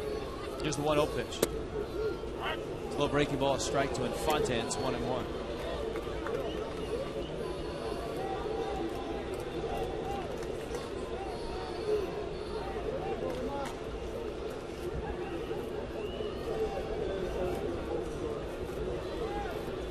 Runners first and second.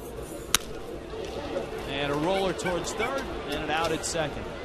A while back when Burt Badenhop was just in the big leagues, Hopper found himself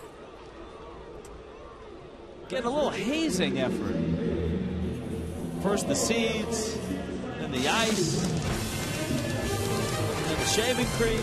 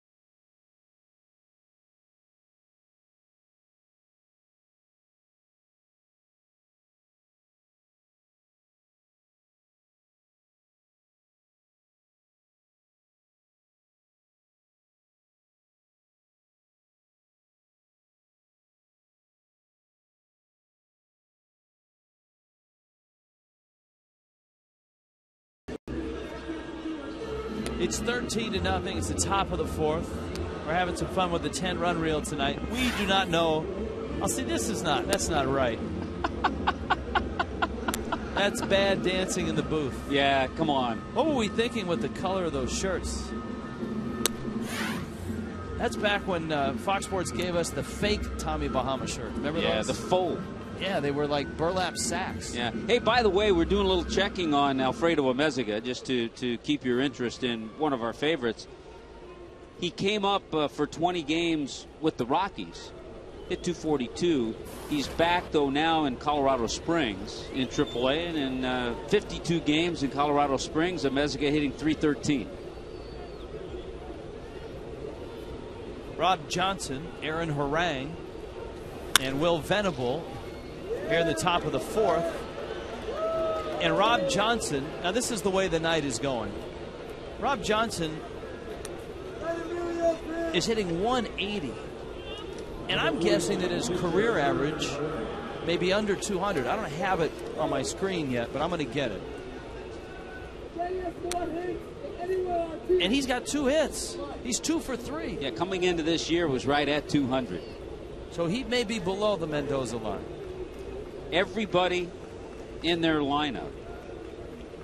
There's always one guy, though, with the exception of Orlando Hudson, has at least 1 hit. Everybody, including Hudson, has scored a run. Harang has an RBI single, and his average, you told me, was under 100. His career average, yeah. Rob Johnson's career average in 5 seasons in the big leagues, coming into tonight, 196.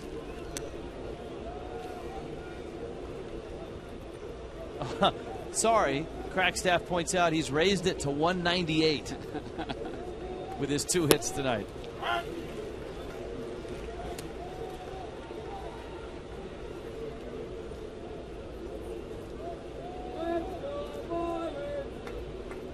Harang's RBI single in the second. Badenhop misses down low. If you've just joined us, the Fox box is not broken. The score is accurate. The Padres have 15 hits in a little over 3 innings of work.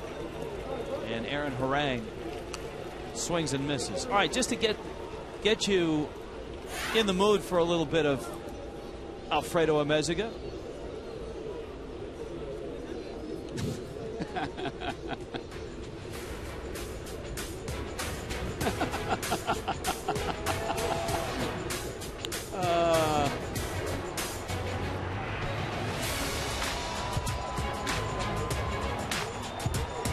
That was the night where we decided we needed an Amezaga cam just to follow him around one night. Merely a simulation, though. We were unable to get the funds secured for the Amezaga cam, but we came darn close. And we will show that Amezaga play later in the telecast. There's Will Venables, already had a quite successful night tonight. He scored 3 runs, this Will Venable guy. Takes outside, homered to start the game. That should have been an omen right there. Singled and scored and walked and scored in the same inning in the second. Badenhop with a good sinker there. Badenhop now has gone 2 innings. He's been charged with 4 runs. Nolasco went an inning and a third. And Ricky saddled with 9 runs on 9 hits.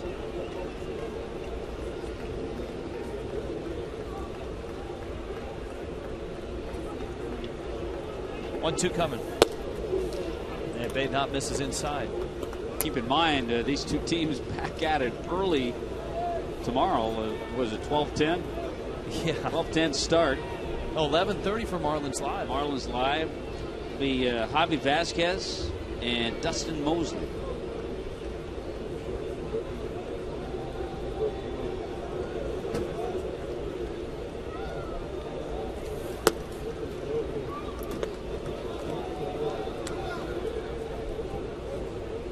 Counts 3-2.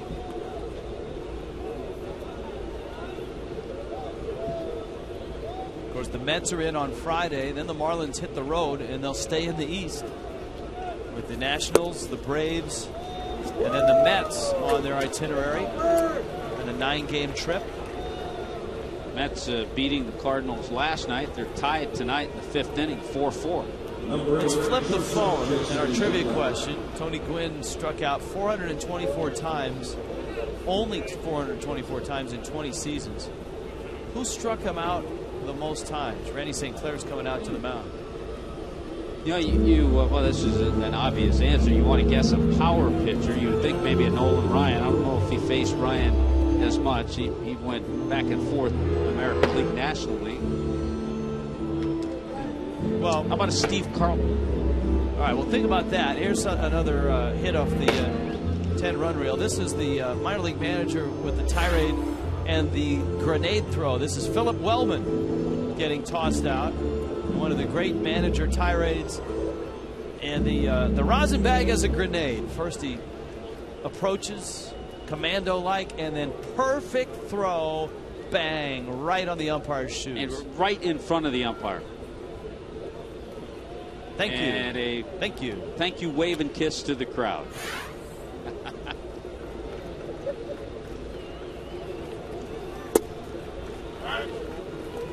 Jason Bartlett now.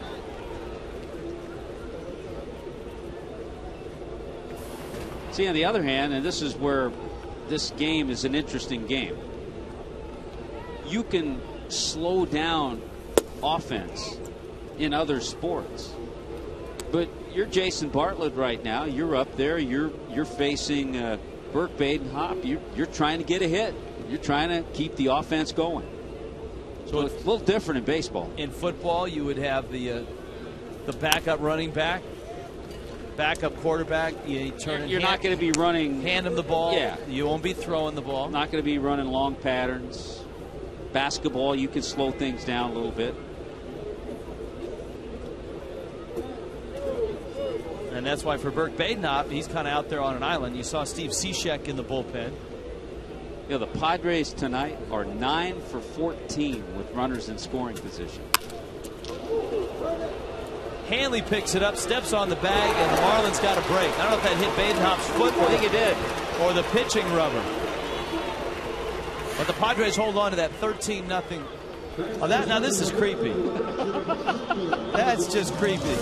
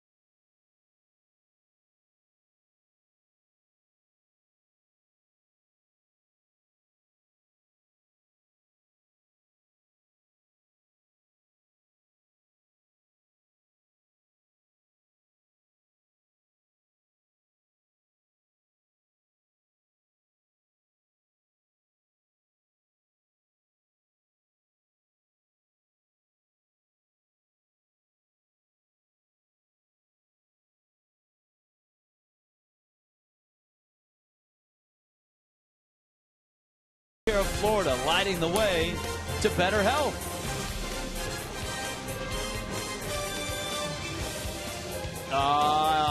Rich Waltz, Tommy Hutton. It's 13-0. San Diego on top.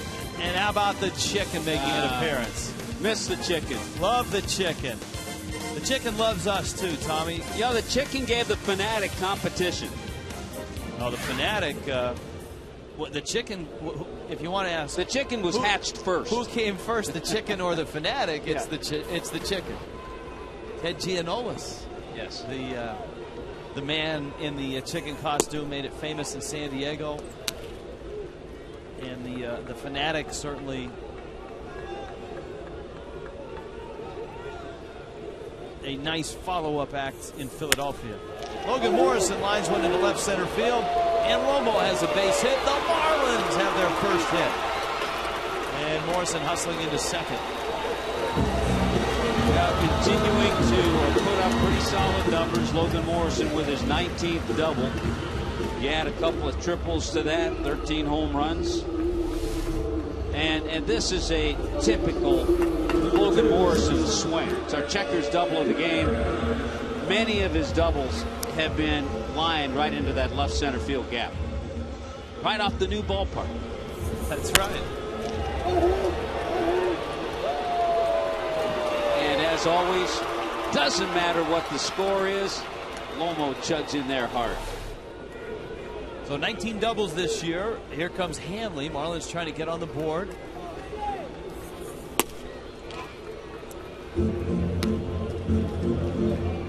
Yeah, you're right. The Mets have scored a couple runs in that fifth inning to tie the game 4-4. They've moved to the sixth. Cardinals and Mets in New York. Braves and Rockies just starting in Colorado. Bottom of the first, scoreless. Pirates stay in first place. At least they were in first place to start things tonight. Lost tonight. Boy, they've been getting some great pitching. Pittsburgh losing to Cincinnati 3-1. Houston beat Washington in walk-off fashion 3-2. That was in 11 innings. And the Phillies won in Chicago. I'm telling you, the guy that has pitched the best for the Phillies over the last 3 weeks is Vance Worley. He is 6-1, and he beats Ryan Dempster. Remember, Dempster beat Ricky Nolasco 2-1 his last start. Yeah, on a hot afternoon. I mean, the heat has even gotten worse, I think, since we left. Jimmy Rollins hit 2 homers in that ball game for the Phillies. Hanley fouls it off. Tommy talked about the Dodgers beating the Giants 1-0 in San Francisco. You know who's been getting some big hits for the Phillies is Michael Martinez. Filling in at third base for Polanco. He's an energy guy. He's a Bonifacio, a Meziga type guy. Pirates now tied with the Brewers in first place.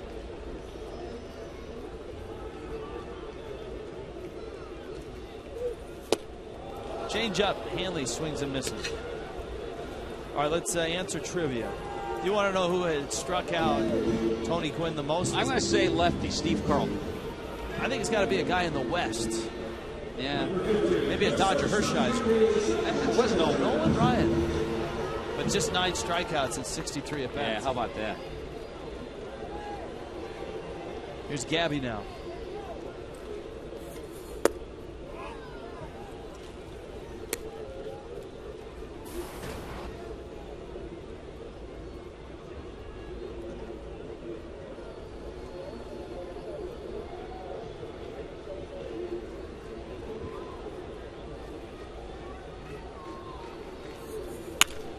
Gabby pulls one into left field. That's a base hit. Morrison stops there. Ludwig picks it up. Fans are booing, but if you're Joe Espada, the third base coach, and you send Logan Morrison in a 13-0 game and he gets thrown out, and Ludwig comes up with a seed to the plate on one hop.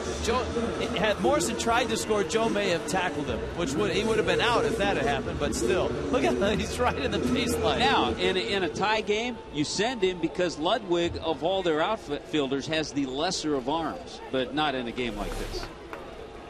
Good to see Gabby swing the bat like that. He had 2 hits last night, swung it well. So Marlins at the corners. Here's Stanton. And he goes after a breaking ball in the dirt. It's 0-1. With the strikeout in the second inning, Stanton's strikeout total now sits at 106.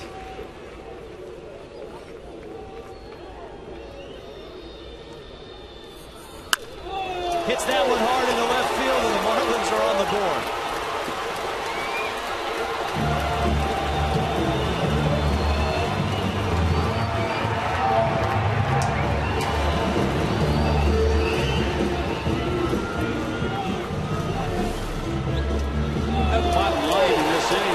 Balls hit sharply. Morrison's, Gabby's, and that ball hit by Mike Stanton.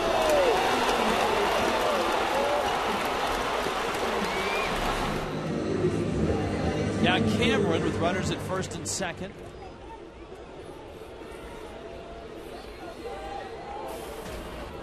Mike tonight hit a ball to deep center field, sending Cameron Maben back to the warning track. Harang misses outside. A couple of guys with the most history against Aaron Harang, Hanley Ramirez and Mike Cameron. Well, Hanley's history was really good, but it hasn't worked out that way tonight. He has struck out twice.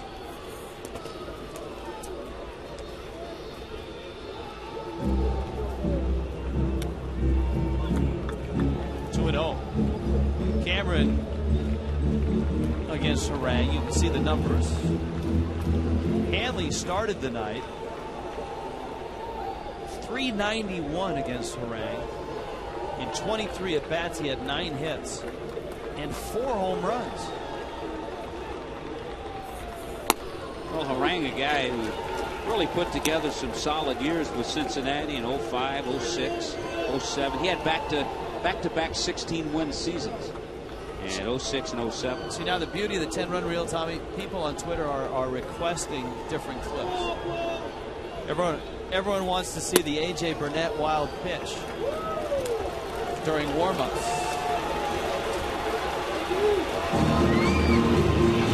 We've had a few requests for the Galarraga home run.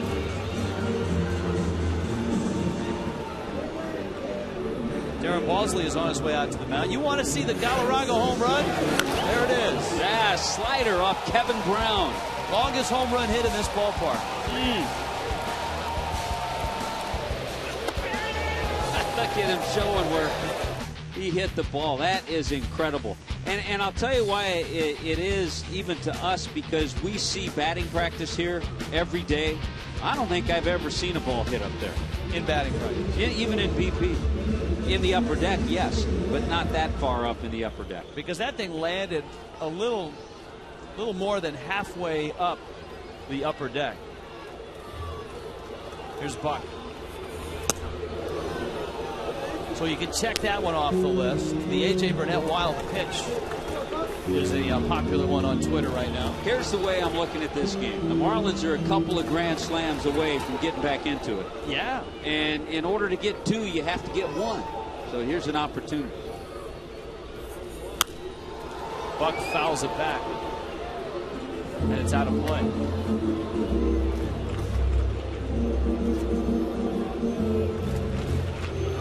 John Buck struck out back in the 3rd. Bases loaded, 1 out. Marlins are down 12.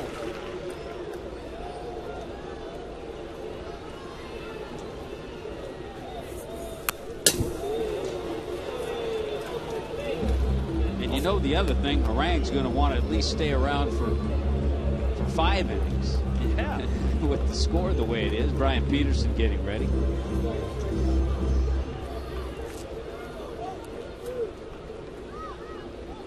Yeah, pitcher spot is due up next.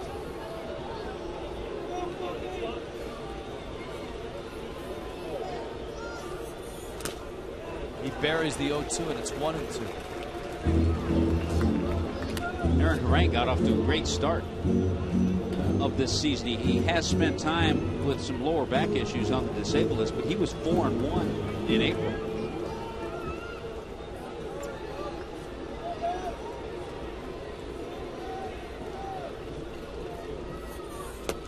Buck swings at another pitch in the dirt.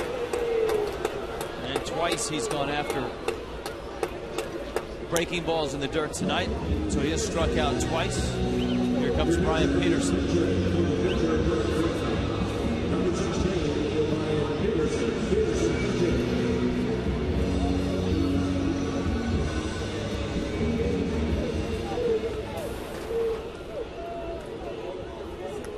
Peterson's playing time certainly cut down with Mike Cameron arriving. Yeah, when Peterson first arrived with his .351 batting average from AAA.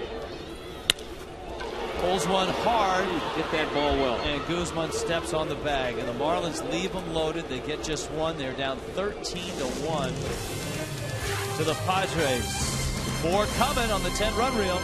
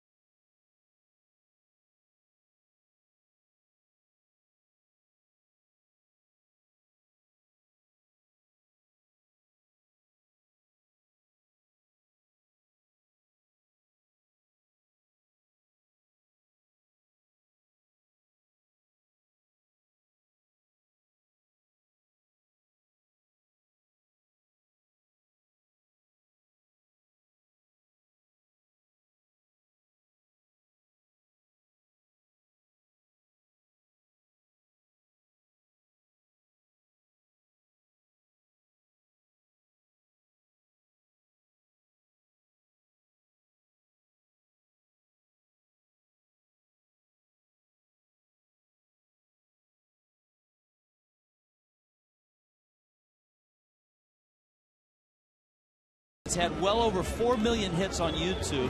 This was the dad holds up the kid to get a ball thrown to him. And watch this. Here, throw a ball to my cute little daughter here. And, oh, drops the daughter and drops the ball. Can't believe it. Now watch the daughter's reaction. Dad says, oh. And the daughter goes, Dad, jeez, you're killing me. Not cool, Dad. Just not cool. Now, the rest of the story, as Peterson comes into the ballgame, is that our Craig Minervini got a baseball, and about 5 minutes later, walked over and was going to hand it to the girl, and the dad went after the ball again, and Craig said, hey, it's for the kid. But the other thing Craig did, he beat Barbara Walters for a one-on-one with the little girl interview. Turned out nice. Yeah, it did. All right, we'll introduce Steve Cishek. We're going to go down. He's in the game. He's going to bat in Cameron's spot. We're going to go down to Craig in a moment. Here's Cameron Maybin. And we saw Brian Peterson in center field. Let's check in with Craig Minervini. Craig, what's going on? Hi, Rich. You were talking about a young person. That girl loved baseball. She had a good little giggly laugh, too, as I remember in L.A. The Okehele Little League team is out. Okehele Youth Baseball out of West Palm. Part of the Dugout Buddies and team. Why don't you guys stand up and wave to the camera right over there? There you go. This is the team out here, a part of the Dugout Buddies program, where you can buy 50 tickets for your group. That includes your family, and you not only get to come to a Marlins game, get some great seats, but you get to meet guys like Mike Cameron and enjoy some time in the dugout. Coach Anthony Lamonaco, how much fun is this for your group? This is great. We do a team party every year, and this time we just blew it up by coming down here, and they got to meet Hanley Ramirez and Mike Cameron and Gabby Sanchez and all the other guys, and got to watch them hit bombs out of the stadium during batting practice. So it was real fun.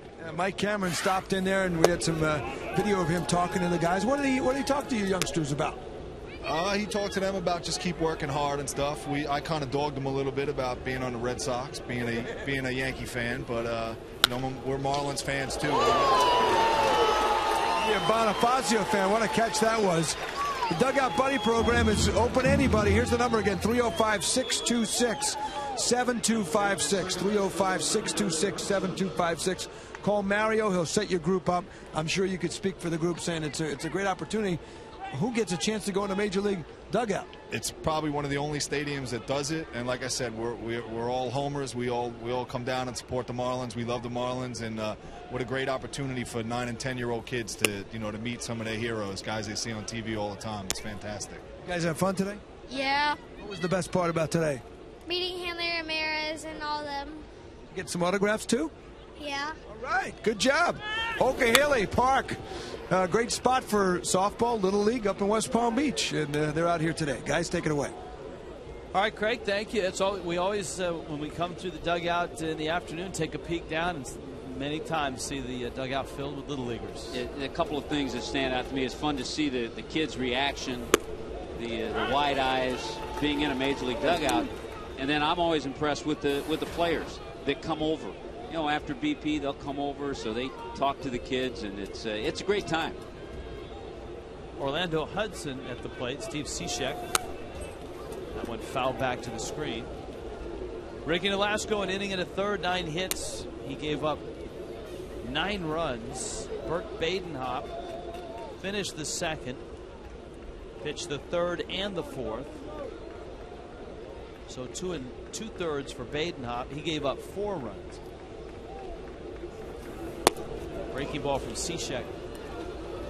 And it misses down low. Cishek, remember the last time he pitched was in Chicago, and Jack gave him a little bit of a lecture. And the one thing he talked to him about was, hey, especially with a lead, when you come in and you've got the type of fastball you've got, don't try tricking guys. Let guys like Infante make plays like that. Oh, the airmail throw.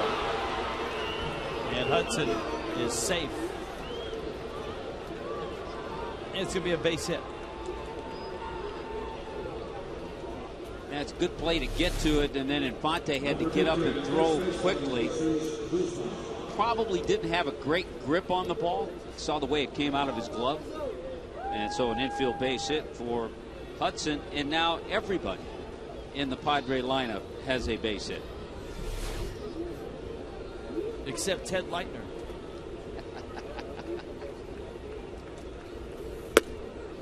He and Dick Enberg have good on-base percentages, though.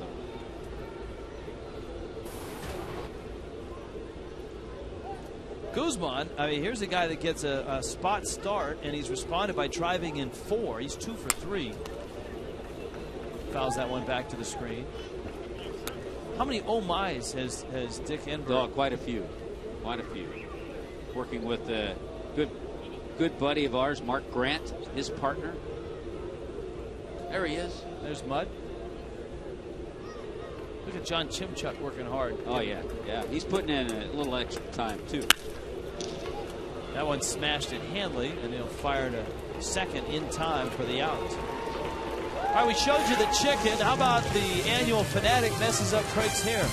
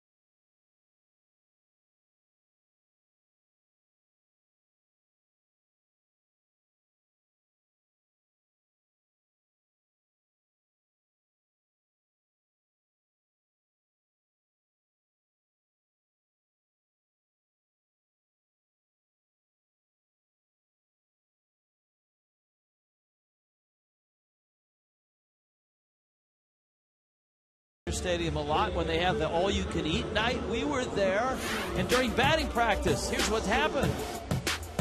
And we're going to have to just hold it right about here. See this young lady with a nice tray of food? All right.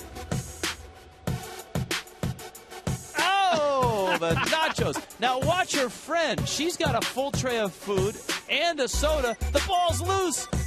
Down goes the soda. She lost her food and the soda, but she got the ball. Because they're in the all-you-can-eat pavilion. It doesn't matter. Doesn't matter. They could just go back and reload. They got new nachos. They got new drinks. Oh, for the love of nachos. And for a $10 ball.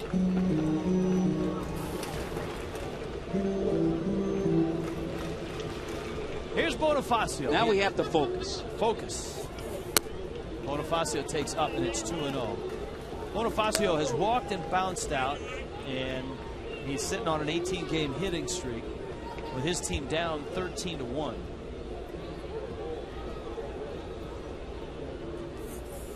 Harang throws him a strike, and it's 3-1. Aaron Harang, the beneficiary of all these runs.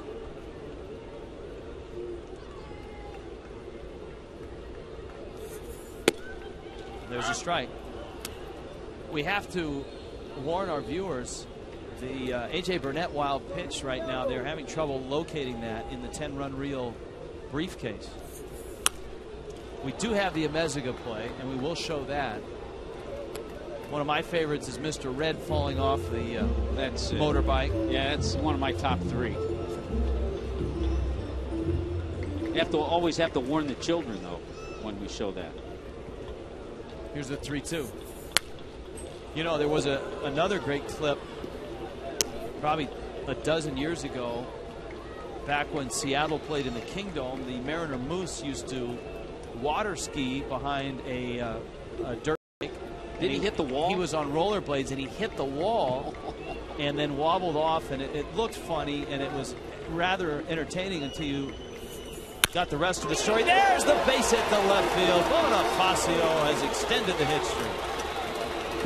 So he leads off the 5th with a base hit. Now, I don't know if Jack will do it. I don't know if he'll want Bonnie out of the game, if Bonnie wants to do it. But this is a situation you could take him out now and give Greg Dobbs some at-bats. But nicely done. He continues it. 19-game hitting streak. And it is our Gunther drive of the game. Gunther Volkswagen happy to be a part of the hitting streak now. So 19 games. And Infante takes a strike. Yeah, that footage was funny until you learned that the guy inside the Mariner Moose costume actually fractured his ankle on that crash into the wall. And the problem is, you know, the Mariner Moose suit, the Moose has a big smile. And so as the Moose is limping off, all you see is this big smile, but underneath the guy's just in agony and broken his ankle. Probably uttering un-moose-like things, too. Yes. Like, get this bleeping moose suit off of me. Or where did that wall come from? Infante takes outside. By the way, during the streak for Bonifacio, 19 games now, hitting .394. You know, I think the walk is significant, too, in the 3rd inning. Infante a line drive right to short, because if you're Bonifacio, certainly you're conscious of the hit streak. You want to extend it, but as the leadoff hitter, and as we've seen him make progress at the plate this year, it's been his plate discipline that has started the ball rolling to where he is right now. Even that at bat there on the 3-1 pitch, he took it. He was taking all the way. And another well-struck ball, by the way, by Omar Infante, who was 0 for 3, and here comes Logan Morrison.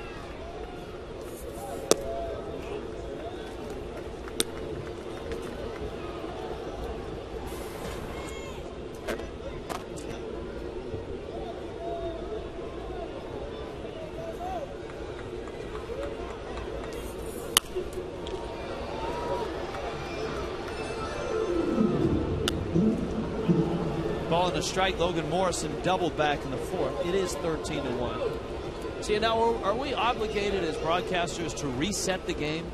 As you know, we're told, television executives are always saying, hey, people come in and out of the game, reset it every 3-4 minutes. I think to a degree, I think it might take a while to reset the 13 runs. How do you do that creatively with this thing? I mean, I don't know that fans want us to reset the game. Actually, that would be a good poll question right now. Would fans rather see the reset, all the Padre runs, or would they rather see the Amezaga play? Or Mr. Red wrecking out on the warning track. There's an out there. There's an out there. I think the fans have spoken, Tommy. I think this is really what the fans want to see. Oh, it's the skateboarding dog. We forgot about him.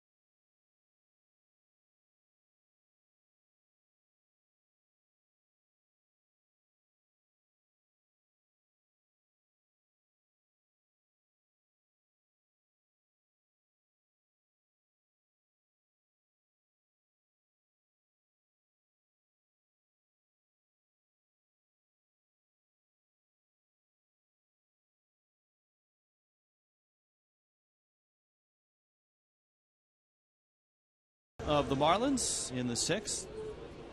Steve Cishek going to work on Alberto Gonzalez. Now, you got just a glimpse of the skateboarding dog, but you got to see the whole act. So we're going to see the whole act here. Not right now. First, we have some business to do. Nice play by Hanley. Now we got to look at the upcoming Marlins schedule, brought to you by Just for Men Hair Color. Remember, tomorrow it's 11:30 start for Marlins Live. Dustin Mosley and Javi Vasquez will pitch at high noon. Just as we look forward to the upcoming schedule, you can live forward with Just for Men Hair Color. And that, Rich, we are contractually obligated to do. But the skateboarding dog. That was the skateboarding dog showed up at Bark in the Park night at Dodger Stadium. Yes.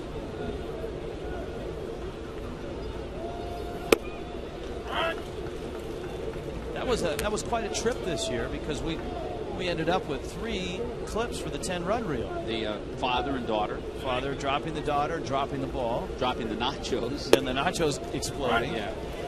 And now the skateboarding dog. That was a successful trip for the 10-run reel.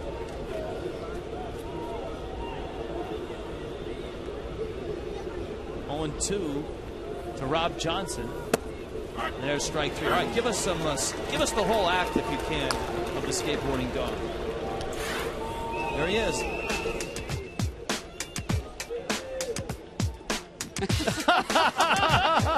Look at he's carving it up. Oh, too. he is. He is. You know, he's not just going straight. And he comes back. That is awesome. And does not want the skateboard taken away. We didn't see the end of it. Yeah. He doesn't want it taken away. He's like, Watch no. it. No.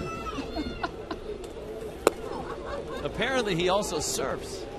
And he has a real small wetsuit. Well, he's from Southern California. You just see the little small wetsuit they put on him. Of course he surfs. Struck him out. Down goes Harang. Steve Cishek has restored a semblance of order. Back to the 10-run reel when we return.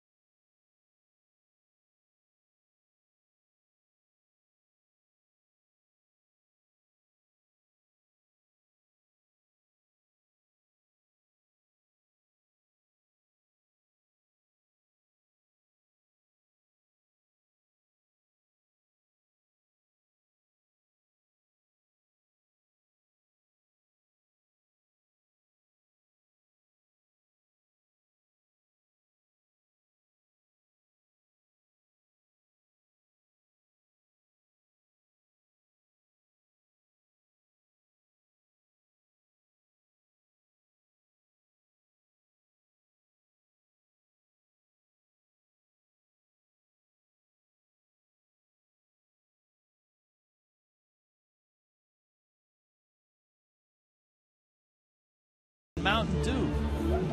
Not just one, but two. And it's not Frank Ford. Frank?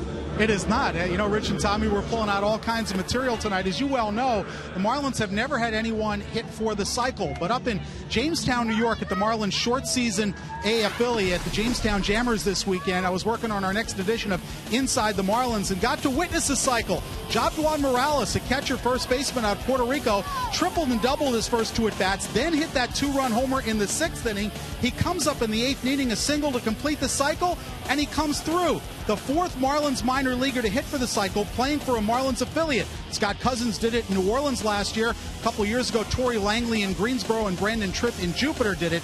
Now, there were two other cycles by Marlins, but playing in the Arizona Fall League, where teams are made up of players from all different organizations, Logan Morrison and John Rayner had cycles in the Arizona Fall League. But the 4th cycle by a Marlins minor leaguer playing for a Marlins affiliate. And again, we could probably use a couple cycles by the Marlins in a 13-1 game tonight. Rich and Tommy?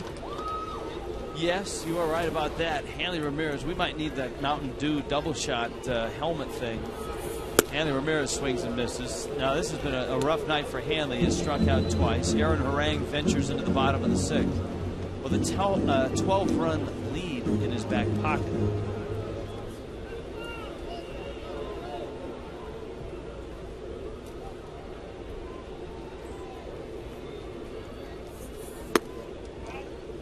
I always remember, and I've talked about it before, the cycle that I saw Ross Globe hit for.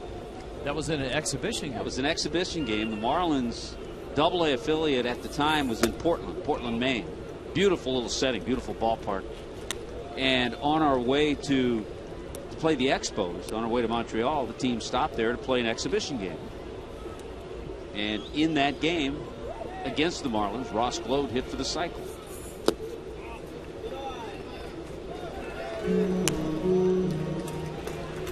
There is Mike Dunn. I have seen, I want to say, two guys hit for the cycle, Jay Buhner and John Olerud. I believe Olerud did it twice in his career. I'm not sure. I think I saw Roberto Alomar. By the way, did you see where the Toronto Blue Jays, first time in their history, are retiring a number, and it'll be the number 12 of Roberto Alomar going into the Hall of Fame this weekend with Burt Blyleven. They have that. Is it called the Ring of Excellence up on the top of Rogers Center, or what used to be called Skydome? Or the Level of Excellence? Hanley fouls it off. In Canada, it's just worded differently. Yes, it is. It may be pronounced a little differently. Of course, we talked to Dave Van Horn earlier, going in. Bill Conlon, longtime writer in Philadelphia, and Roland Heeman. Roland Heeman was a part of the Baltimore Orioles organization for a long time. Long-time executive.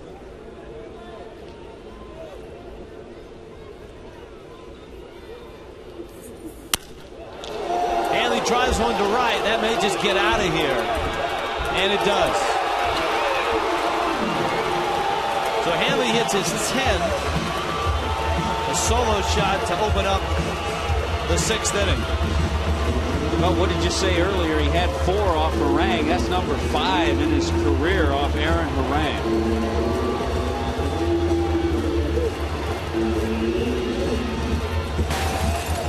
Of course, like cold hard blast.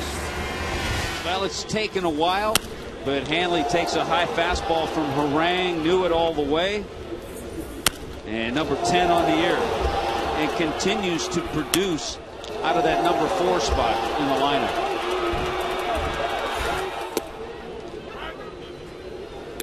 So he's now 10 for 26 with 5 homers against Harang in his career.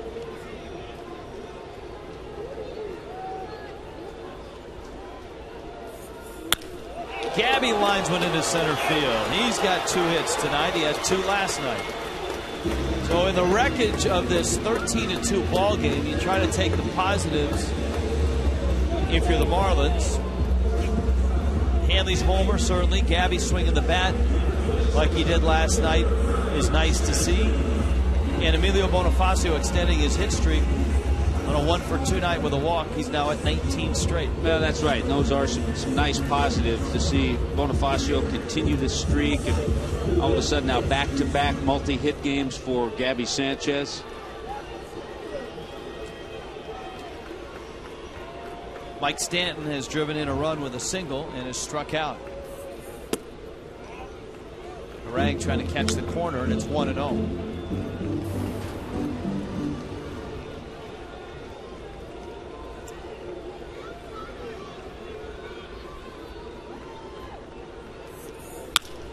Breaking ball, ground ball up the middle. Bartlett flips, Hudson turns, not in time. All right, we have a 10-run reel entrance from tonight in this ball game. The Dizzy Bat contest. Watch the guy on the left.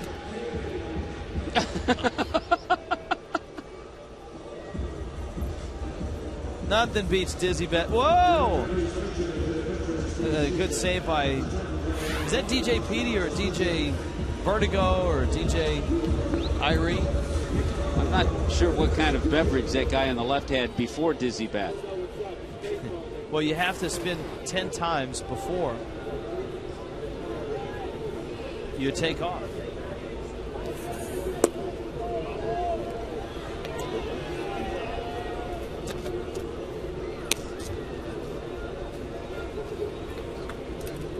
We're still searching for A.J. Burnett's Shatters the Window. We do have loaded and ready to go the Ameziga play and Mr. Red Rex. Well, it's a tough one to find, the A.J. Burnett one, because I remember at the time management wasn't real pleased. So I think they burned a few tried to copies? lock it away, yeah. Erase the tape? Yeah.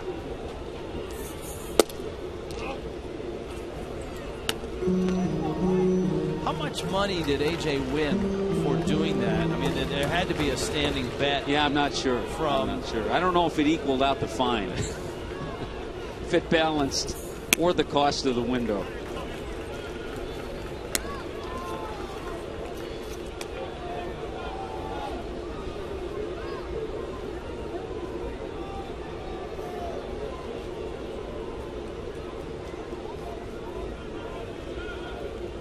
One pitch. Dwayne Wise, center field, hits it pretty well. Maven goes back, and it's off the top of his glove.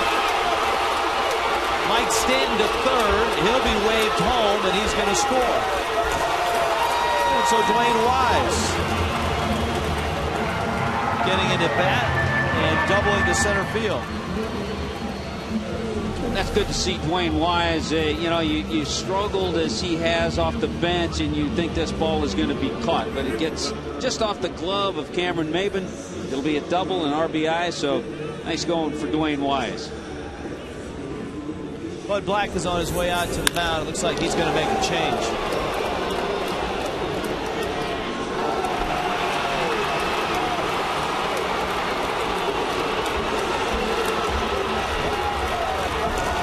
So the Marlins make it 13-3. Here's a Maroney call to the pen. When you need a car, truck, or van, who you gonna call?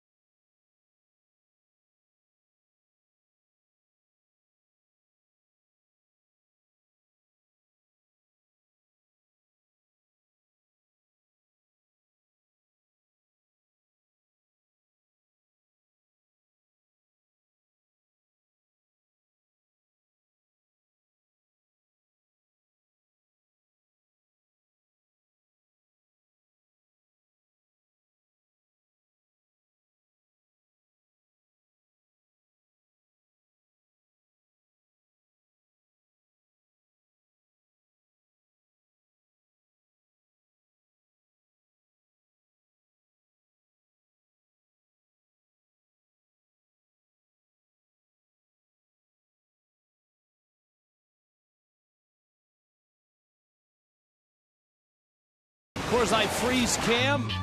Oh, this is it. This is the big moment, Mr. Red. Hey, kids. Oh, turn away from the TV, kids. Ow. Mr. Red does not look all too happy. The amazing thing, Tommy, is he's got a helmet on underneath there. Yeah, he's always well protected. He came out with the neck brace, and I think he was okay. That is our Coors Light freeze cam and part of the 10-run reel. The Marlins are in a position to eliminate the 10-run reel here. And there is a look at the numbers of Ernesto Frieri.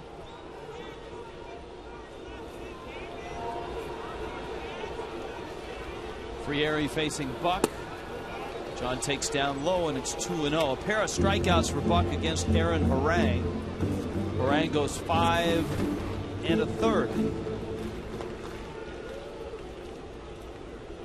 And interestingly enough, gives up more runs than he'd given up in any of his previous 7 starts.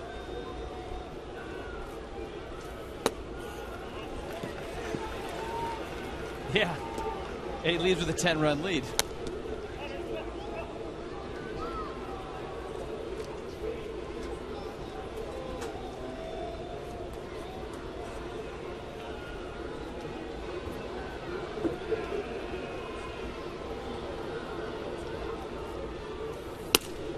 That's high. Frieri walks Buck. Brian Peterson now coming up. Remember, he came in the double switch. Friday night's coming up. The Mets are here, and it's an all-you-can-eat. Just be careful when you're carrying those nachos down during batting practice. Club level ticket. Get you all the hot dogs, peanuts, nachos, popcorn, and soda you want. All for one low price. Next all-you-can-eat night, Friday the 22nd, when the Marlins face the Mets. 305-626-SAVE. Or go to marlins.com.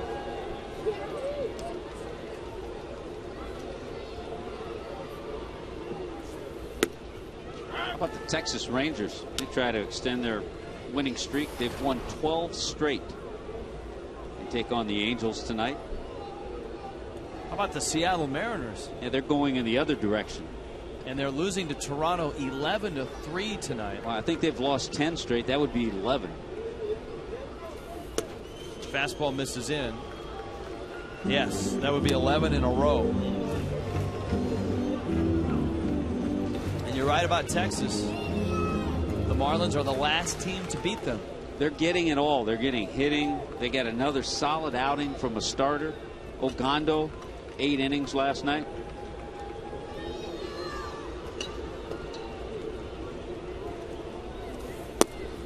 Or as Jack McKeon calls him, oregano.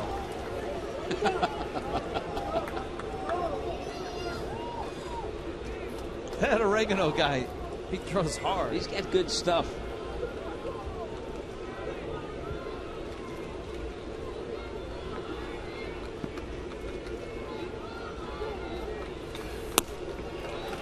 Frieri misses high. Got Bonifacio on deck.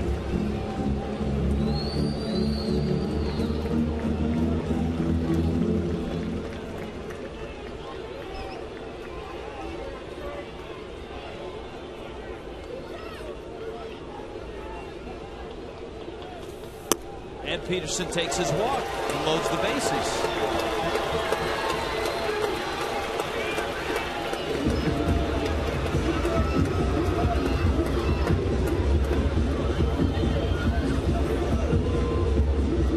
Darren Balsley coming out.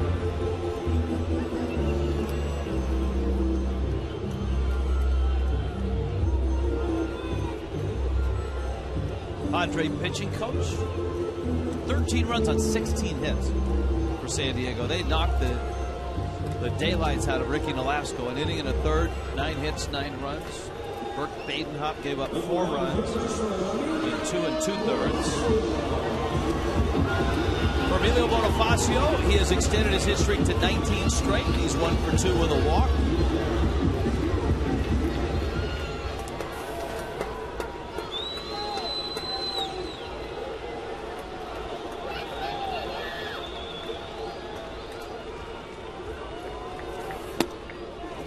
And Frieri misses low, and and that's the last thing that Bud Black wants to do is get another reliever up, get him into the game. Yeah, absolutely. He wanted Frieri to go out there, give him maybe a couple of innings.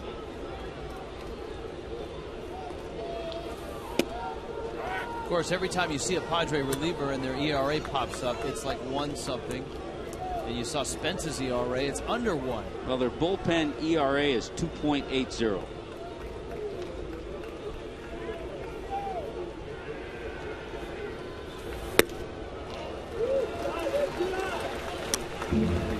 Two and 1. For the Padres, Jed Hoyer, their general manager, I'm sure is getting a lot of phone calls from teams that are in contention and looking for help. Because they do have a lot of arms. Heath Bell is the headliner, but heck, I mean, there's other guys down there that teams could use. Now you hear the name Mike Adams. There are teams that have interest in Adams. There are teams that have interest in Ryan Ludwig, or a right-handed bat. There's Heath Bell, picked up the save last night, 27 on the year.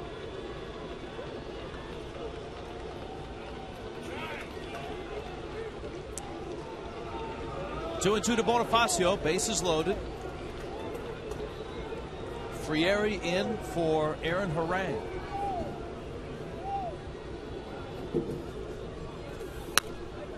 That one fouled out of play. Let's check in with Frank Fort. Frank?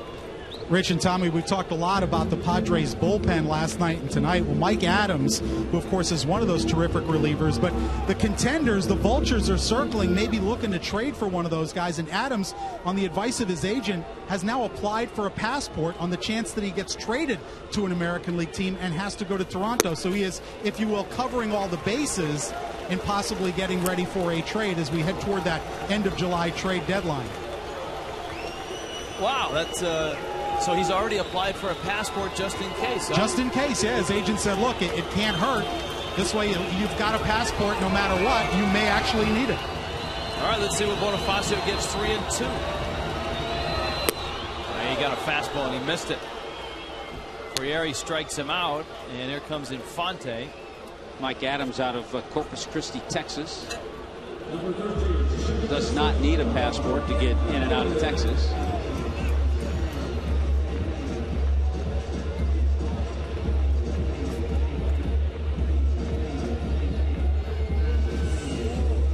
Well, Infante is one of those guys last night that hit some line drives at people. And he's hit a couple of line drives tonight at people. And he is 0 for 3. Lined out to left and lined out to short. Fastball runs in.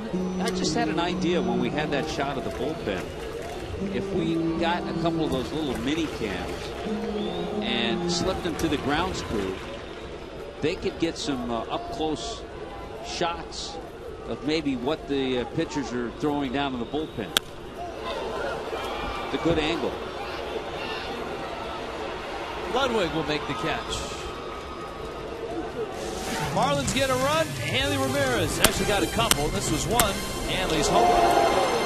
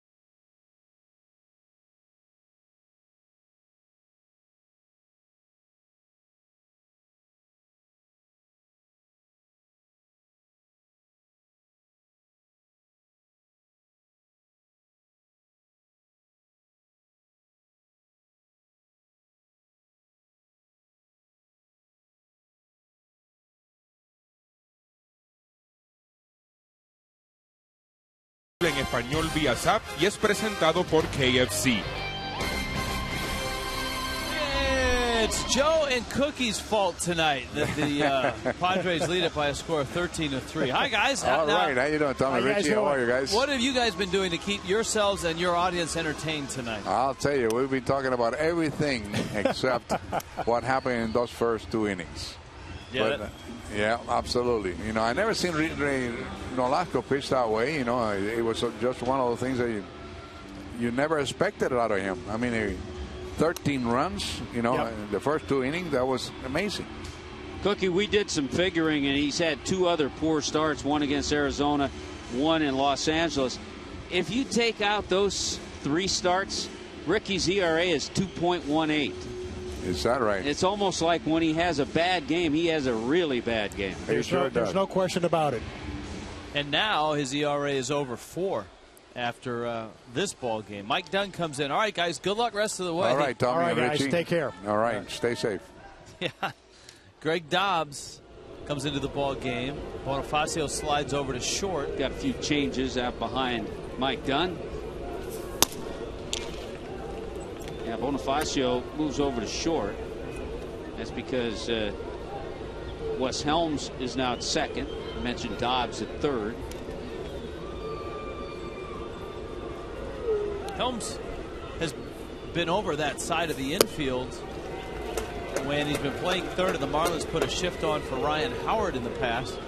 But that's a rare appearance at second base for Wes Helms.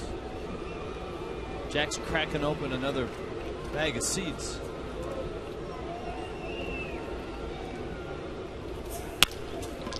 And Helms will get tested. Venable out. Boy, he gets tested with a tough play and a speedy runner. Yeah, and I think in a 13-3 game, if it's close, he's out. Let's see if he beat it. Yeah, he did. I think he did. Foxmo, yeah, he did. It was close, though. Bang, bang. We got to look at it in slow motion twice. And Mike Estabrook got one look at it. I would have guessed, I'm surprised at this. I would have guessed somewhere along the line Wes would have been at second base. This is first time ever. In the big leagues? Yeah, in his career in the big leagues at second base. There you go. Be interesting to see him try to turn 2. And he made a Tommy Helms type play. His uncle, former Cincinnati Red. Hey, what's happened to the 10-run reel? What the heck happened there, guys? I mean, we haven't seen anything out of the crack staff. Did they go out to get something to eat or something? One of the changes that I was looking for, but I understand why. John Buck's still behind the plate, but I'm sure tomorrow, the day game, we'll see Brett Hayes.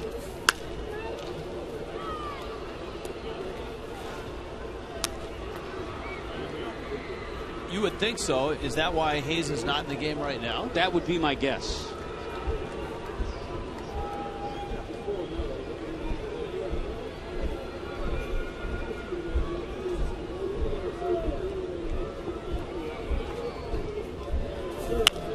Bartlett pulls that one down the left field line. That's a base hit. And Jason Bartlett gets to sit. Now, Gordy and Bobby are 2 guys that work hard on the crew, and this is one of the enormous moments in television history. The Paul Lo Duca chest bump, boom. Can we see that in slow motion? Now here's Bobby. Go down, Bobby, look out. Medic. Some claim that I tripped Bobby, but I did not. I think you can see my positioning, that I was not in a position to trip him. See, here is Maben. I want to see the chest bump in slow motion. Maben drives this one to the left center. Morrison's not going to get it. It's going to go to the wall. Cameron Maben is just having a heck of a series. 3 hits tonight, 5 in the series for Cameron Maben. And he has come back to bite his old ball club. Well, he's got a lot of pitches to hit. Everything out over the plate. That fastball not only out over the plate, but up a little bit. And to Cameron's credit, he's had good swings all series. Only Marlin pitcher not to give up a run tonight is Steve Cishek.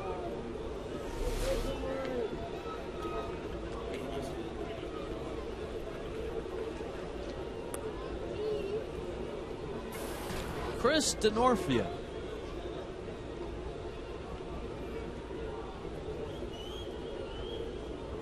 This is beginning to feel like a spring training game in terms of your scorebook, guys coming in and out. Yeah, you got the feeling that Bud Black will make a few more changes.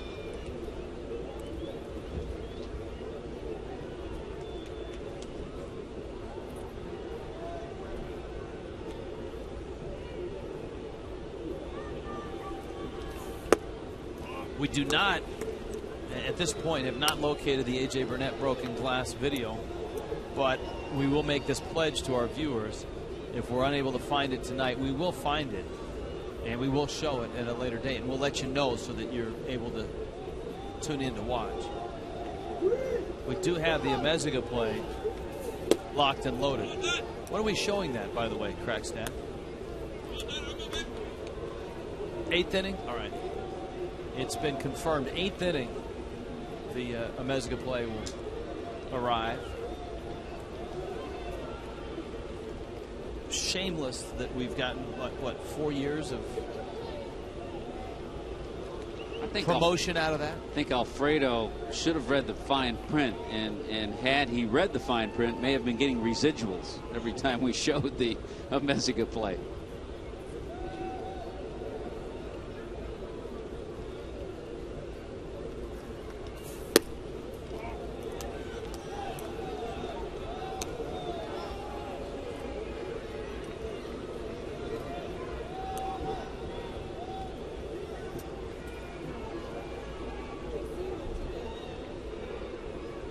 You know, one of the things that makes that Ameziga play so special is the quality of the video.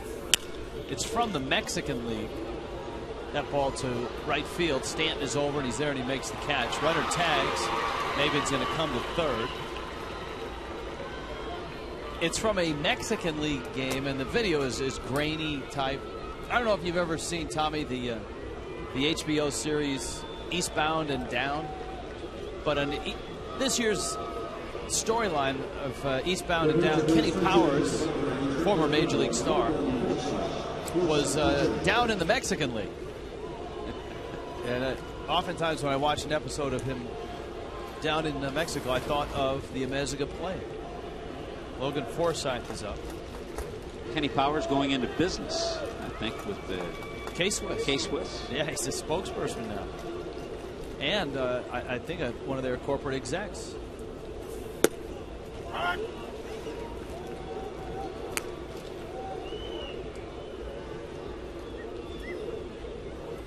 Forsythe came into the ball game last night, was 1 for 2.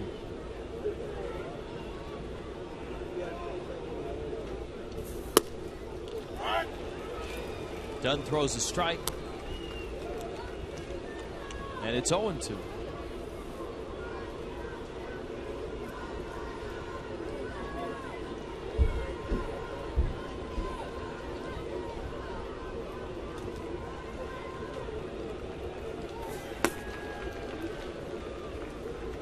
Ball and 2 strikes.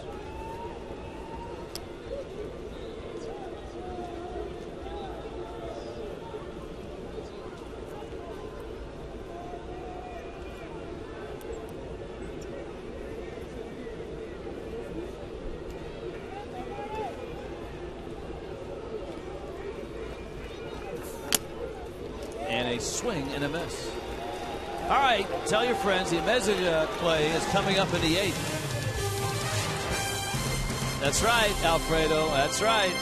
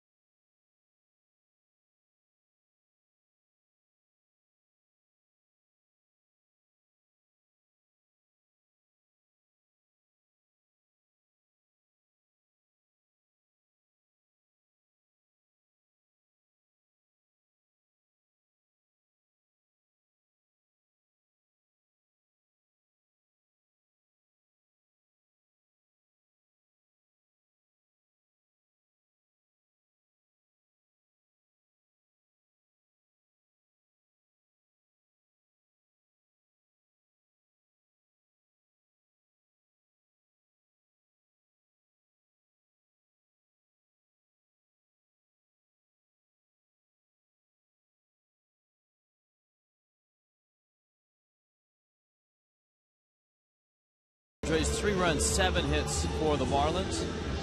The Toyota trend. 99 stolen bases leads Major League Baseball, but only 25 have led to runs scored. That's your Toyota trend. That's why the Padres are hoping that Anthony Rizzo, some of those young bats, can develop. Now, Josh Spence, and you talked about the ERA, only in 13 previous games, but still opposing batters hitting 171 and an ERA of 0.90.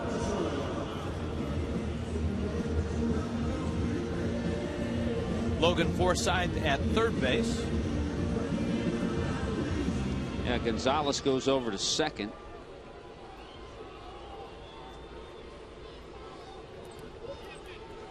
Chris DeNorfia is in left field, and Logan Morrison at the plate.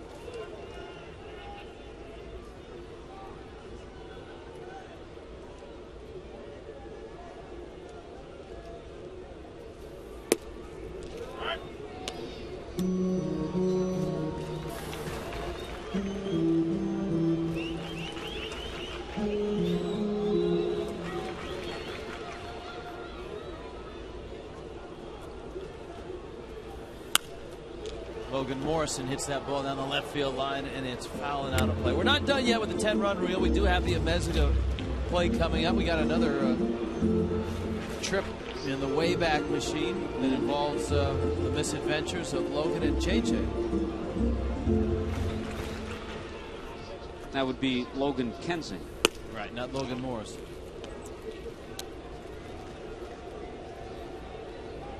There have been some requests to team up Josh Johnson and Logan Morrison, but that would kind of be like the whole Van Halen thing where they kept switching lead singers. Yeah, and the sequels are never the same. Yeah, because the originals are so good. Like this, when they went to the Seaquarium. He's got the floaties on.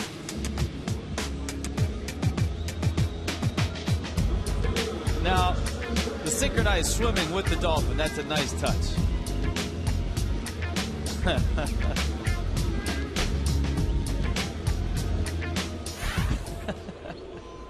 They were good in their prime, weren't they? Yeah, they were.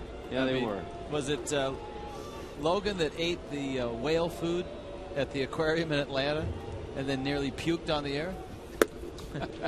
Dobbs takes a breaking ball for a strike. I think JJ,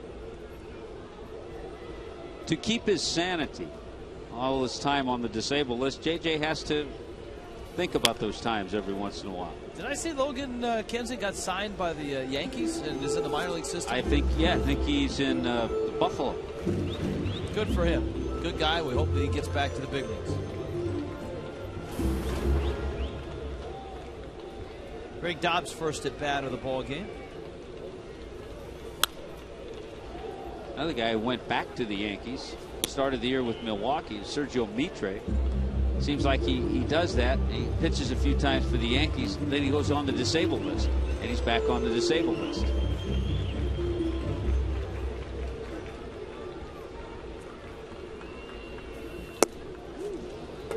Good sharp breaking ball by Spence.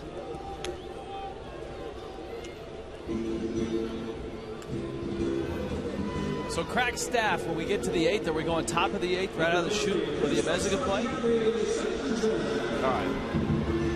I think that's an affirmative. Whatever else they can dig up before we get out of here. It's 14-3. Padres. This is the earliest the 10-run reel has ever been in effect. The Padres jumped to a 13-0 lead in 2 innings. The Padres had scored 13 runs, and the Marlins had sent 3 men to the plate. Gabby pulls one foul and breaks his bat.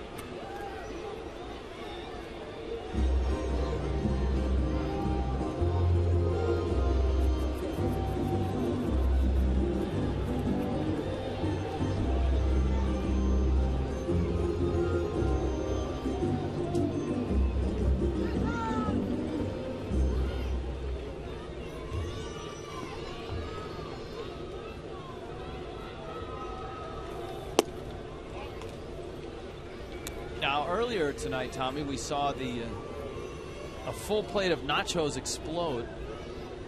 Anthony Bass. Look at, I mean, even guys like Anthony Bass have an ERA of under 2. His ERA is 1.93. Spence's was 0.90. We saw a whole plate of nachos explode earlier today on the 10-run reel. Beer is always fun, too, to explode. Now, this is Wrigley Field. This is fun in the bleachers at Wrigley Field, Tommy. Here it is, baby. Got the ball. Now, watch him throw it back. Watch the girl sitting behind him. Oh! Watch her reaction. You got to... Whoops, sorry. You got to... Well, sorry. Nah.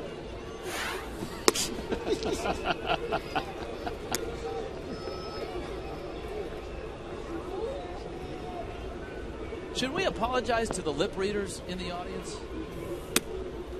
Nah. All right.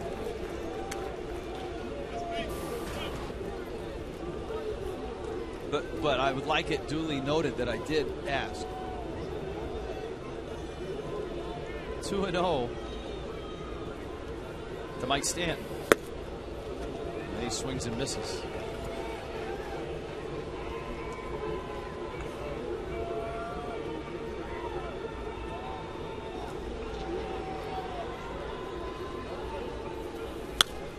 I tell you, this last weekend when we were in Chicago, there would have been a lot of fans that would have been happy to have a beer shower. Yeah, as hot as it was. And we mentioned earlier that heat has continued. It's been hot all over. 96, 97 in New York. And today, Washington, D.C. 2-2 pitch misses outside. 3-2.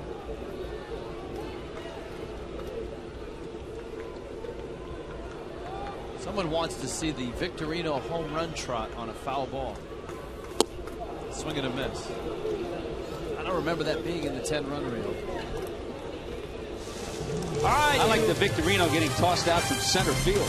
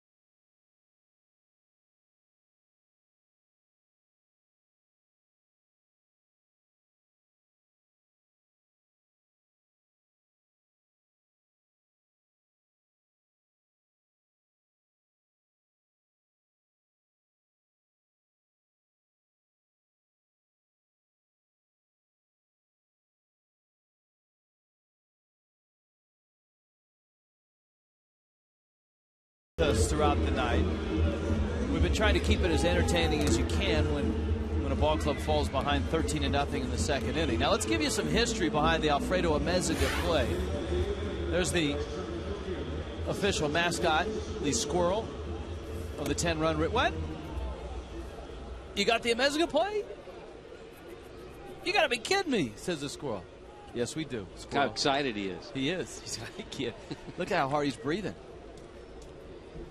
Oh, I got to go get near a TV. Got to go watch it. Here's the history behind the Amezaga play. Amezaga, of course, became a favorite of ours, just following him around the ballpark, in the dugout, high-energy guy, always fun in a walk-off win. Well, we had heard from a couple of people that Amezaga had made this incredible play. There's a drive into left field. That's a base hit. He had made this incredible play in the Mexican League. And so we started asking some people that had played with him, and we even asked Amezga about it. And Amezga said, yeah, it was a great play. But some of the guys we talked to that had seen the play said, it's the most incredible play you've ever seen in your life. And so it got our crack staff to searching, because the play wasn't available on YouTube. It wasn't available anywhere.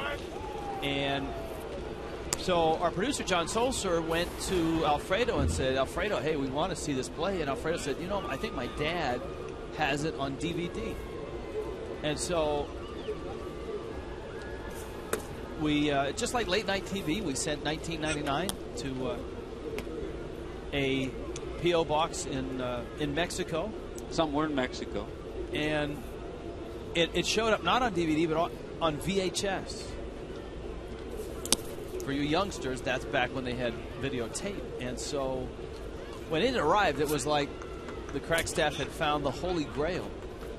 And we shamelessly promoted it for 2 or 3 days, and that we were going to show it on late night out on the West Coast. And it was a big event. We had party hats and favors and alcoholic beverages, and snacks were served. And also with that 1995 and the DVD also got the highlights of Miggy and Alfredo. That's true. Miggy and Alfredo. That was the outtakes, the director's cut. But then we started showing it to all the Marlin players in the clubhouse. They couldn't believe it. So you're going to see it. Next out, we're going to show it. Here's the 2-2 to Alberto Gonzalez. There's a ground ball. Bonifacio helms the turn. Safe. Now, you see where that ground ball was hit? You see where that ground ball was hit? Bonifacio made the play. We're going to show Bonifacio making the play. Home Depot doing more on defense. No, we're not. Here it is. Alfredo Amezaga, same spot. Watch this. Oh, man. Amezaga, without looking, just flips it for a double play turn of the grainy footage in the Mexican League. Kenny Powers, I think, was on the mound. It's a great play just to get to that ball, and then without looking. And that's our Home Depot doing more on defense. So there you go. That's the grainy Mexican League footage of the Amezaga. And a little history about the play and how it was obtained.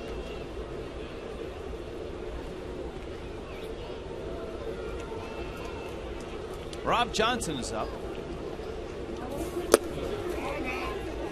Johnson went around.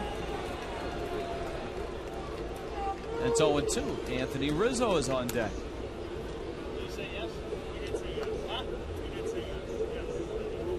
Johnson asking the home plate umpire, Mark Carlson, if he said yes or not. I don't think Johnson wanted to look. See, when you think you've swung and you don't want it to be called, you don't look. You don't look. No. Yeah. You turn away. Kind of pretend that nothing happened. Nothing happened. Nothing going on here. No swing here.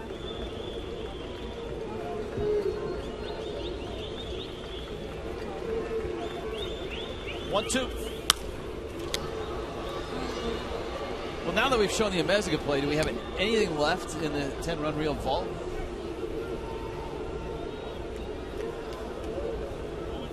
We kind of unloaded the vault here in the 8th inning. Yeah, normally we don't start until the 7th or the 9th inning.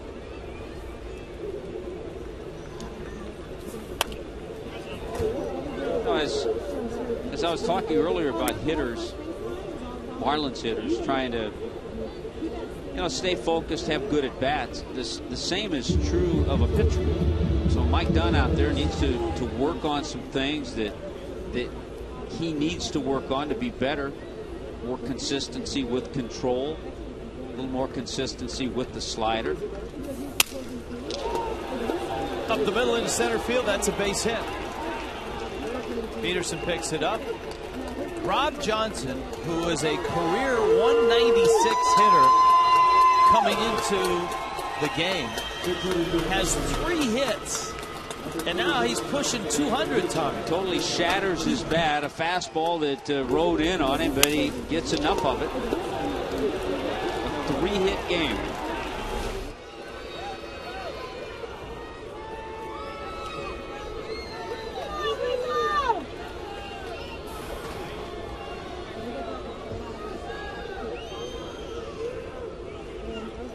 You hear the applause. That was for Anthony Rizzo, Parkland Products, Douglas High School.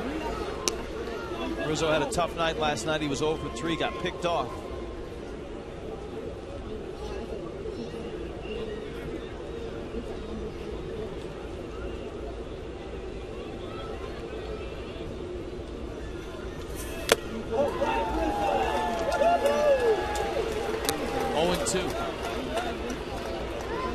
Rob Johnson's career average now, Tommy, is 199. He has gone 3 for 5.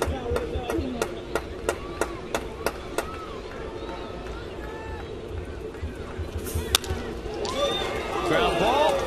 Gabby thought about second. Instead, he steps on the bag at first.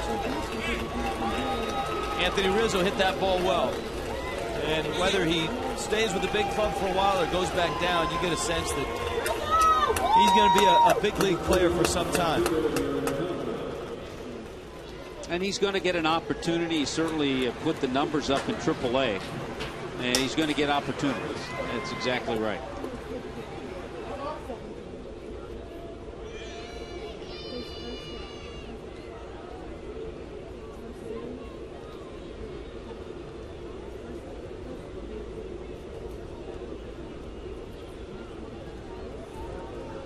Is it just me, or has Will Venable been up 13 times tonight? 6th at bat. He had 3 at bats before 2 innings were complete. He had scored 3 runs before 2 innings were complete. That's how badly it started tonight for the Florida Marlins.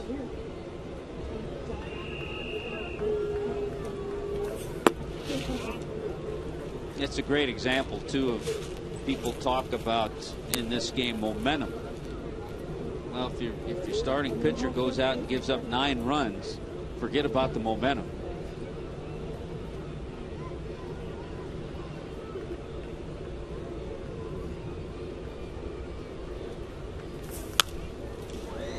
The Padres have outscored the Marlins 18-3 in this series.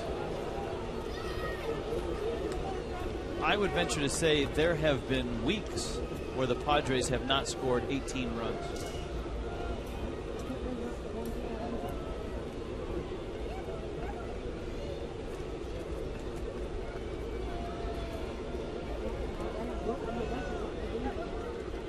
One and 2 in the 8th.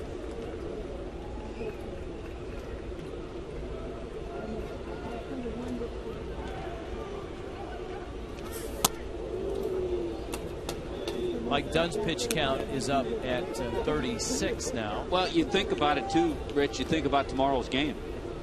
You probably won't use Badenhop, Cishek, and Dunn. Well, Badenhop and Cishek have been 2 of Jack's favorite relievers. Venable swings and misses. Dunn strikes him out. With the Padres on top 14-3.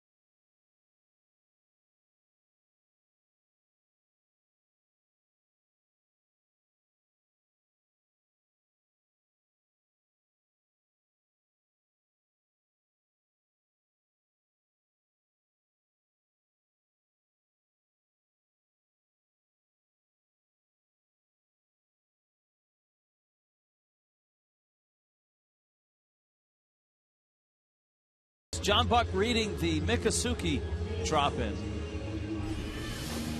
Miccosukee Resort is game Miccosukee Ultimate Rewards Player Club Card at the Miccosukee Resort Gaming Miccosukee. And present your Miccosukee. At least you're not making me spell it. Miccosukee, okay. Miccosukee Resort and Gaming. Get it in the game. Did I say it? Miccosukee. I told you guys I'd have a problem with this. You guys act like it's so weird. Just say Miccosukee, John. You just hit a slider, okay? You just try to hit a slider. Save it. You hit a slider. You'll hit a slider as good as I can say Miccosukee. Present your Miccosukee Ultimate Rewards Players Club Card at the stadium box office and get $10 off infield box seats. Of course, the best part of that story is that John Buck helped win the game with a home run over the Miccosukee sign. That was left center field. That was the cap-off. That was the cap-off. Wes Helms is up, and Helms fouls it out of play. Anthony Rizzo stays in the game.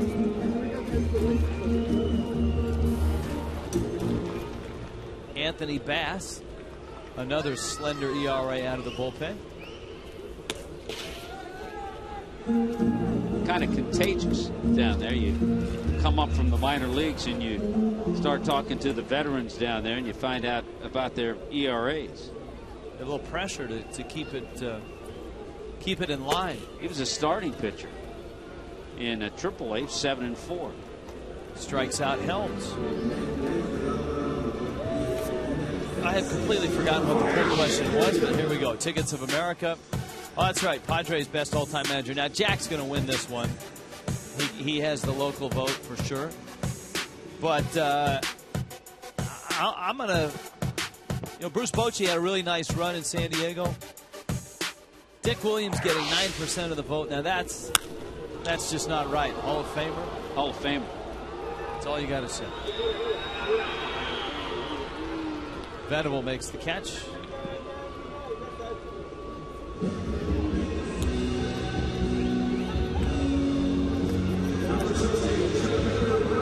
Ryan Peterson now for his third at bat.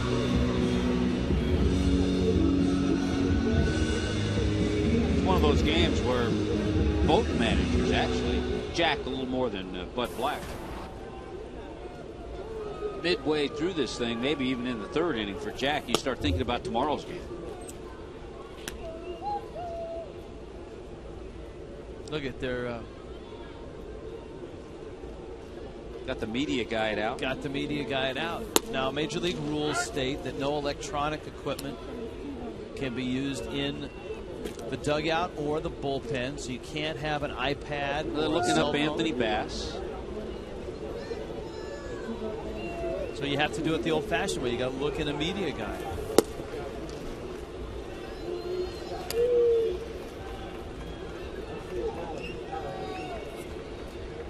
Ryan Peterson at the plate.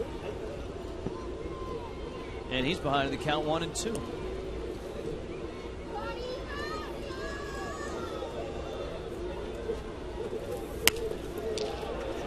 Petey drives it into right field, and he's got himself a base hit.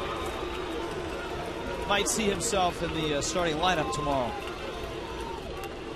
So it's nice to get him some at-bats tonight. The Mets, who are here on Friday night, are into extra innings against the Cardinals, 5-5 at Citi Field.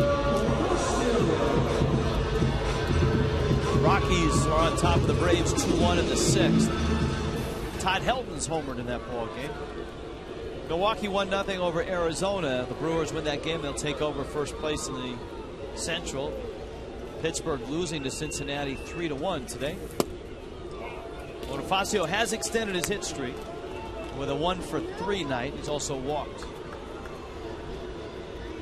Houston won in walk-off fashion, beating Washington 3-2 in 11. Jason Worth homered, his 11th. You see there's an establishment in D.C. that is offering, I think it's beer at Jason Worth batting average price. Vance Worley was devastating again today.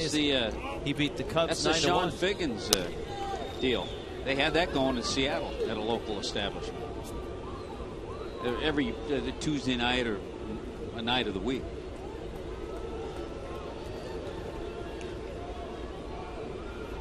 .30 pitch is a strike. Not a major trade, but the Giants acquired Jeff Keppinger, veteran infielder.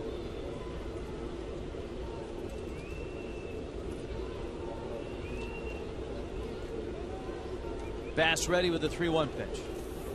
You know, Jeff Conine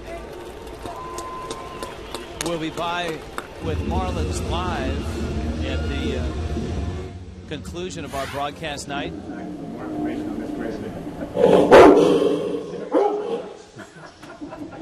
We asked Niner if he did any imitations, and that was it. He said he could imitate a dog. Look at Niner and Craig feverishly preparing for a post game. Yeah, it's like, I mean, here's Brett Hayes. It's like they parachute in right when the game ends. Niners probably in the clubhouse already killing the spread. We saw him eating ice cream. The ice cream fiend that he is. Bonifacio's aboard. Hayes getting an AB here.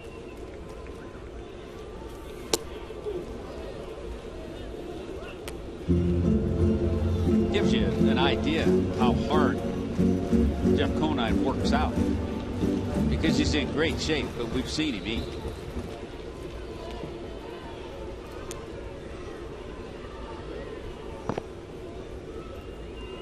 .02 pitch.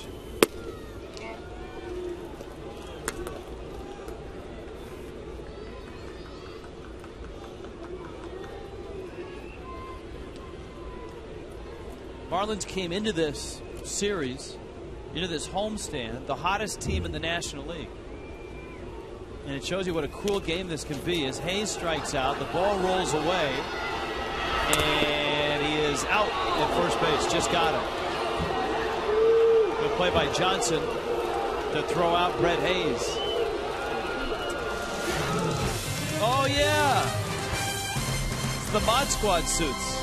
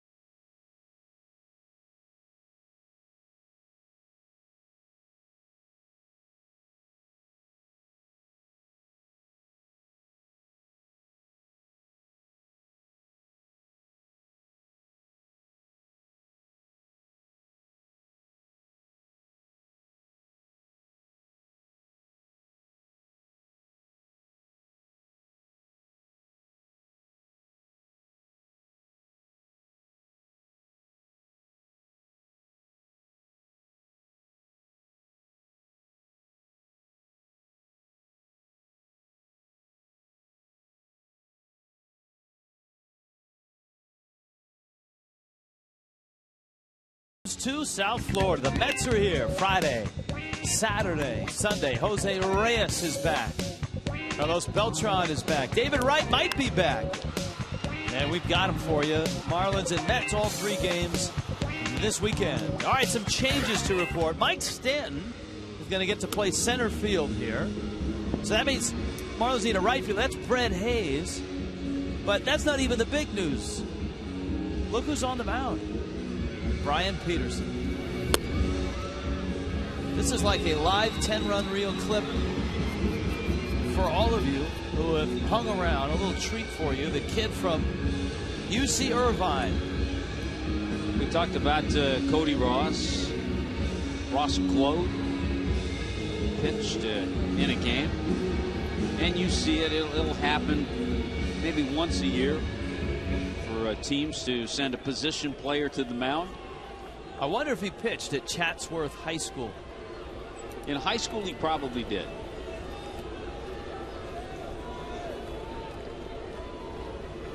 So let's see. Peterson works from the stretch. He is a reliever. And he throws a strike to Jason Bartlett. I think that alone is interesting.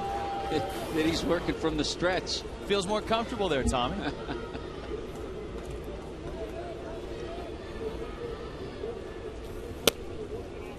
Kind of short arms it a little bit. 90 miles an hour. You got a scouting report for us? 90-mile-an-hour fastball. Does he cut it? You know, the tendency is to try to act like a pitcher. Elevates that fastball at 89. He can pitch up in the zone. And here I knew I'd find it if I dug deep enough. He also pitched in college. So at the very bottom of his lengthy bio, at UC Irvine, he pitched in college. Here's the 1-2. And he's thrown nothing but four seamers, it looks like. Well, he's staying with the fastball. Got that one to 91. In talking to Cody Ross about his inning, he loved. Cody did not throw 90 miles an hour either. Right. He had a great time, but he said afterwards he'd never do it again because his body the next couple of days was sore. He had used muscles and stuff that he said he hadn't used in years. There's a liner right to short, and Peterson's got it out. Well, and this is going to eliminate Brian Peterson from playing tomorrow. He came in really to spell Mike Cameron, so Cameron will play center field. Yeah, that would be my guess. Because Petey will be sore in places he hadn't been sore in for a while. Unless he has a quick inning. Yeah. You know, if he gets a couple quick outs here. He's only thrown 5 pitches, Tom. What did it take Nolasco to get 3 outs in the first inning? 21. Peterson took a little off that fastball. He changed his speeds off his fastball.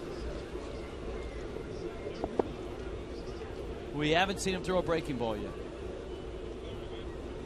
Now I think he's going with what his catcher is putting down. John Buck saying, stay with the fastball. You got a good one. I think Buck called for a breaking ball there.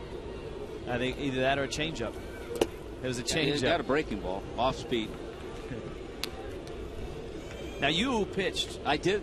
For an inning. 1980. It didn't go well, though. No, it didn't go well. No, I gave up 3 runs. I struck out Leon Durham, though. Big moment in my career. It was a highlight of my season that year, actually. Look at Stanton looking like a center fielder. So Brian Peterson has now thrown, 8 pitches and has 2 outs. Just saying, here, hit it. Maben hits it as he's hit everything in this series. Hit it well. But right there is Mike Stanton. Run it down.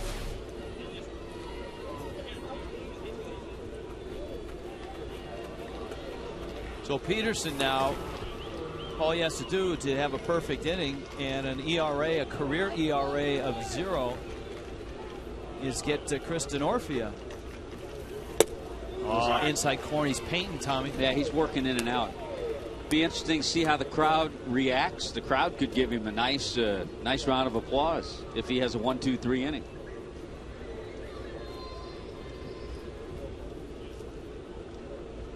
Oh, 1. See, he gets a strike, he elevates, climbs the ladder. He's been getting ahead. He can go upstairs a little more now. Get Denorfia to chase it, maybe. Look at the splits. I think here, let's see if Buck calls for the hammer.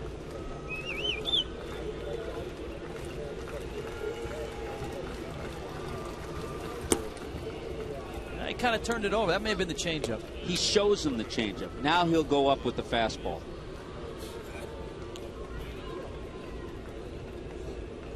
I think they're starting to pick up his pitches because he's using the outfield glove.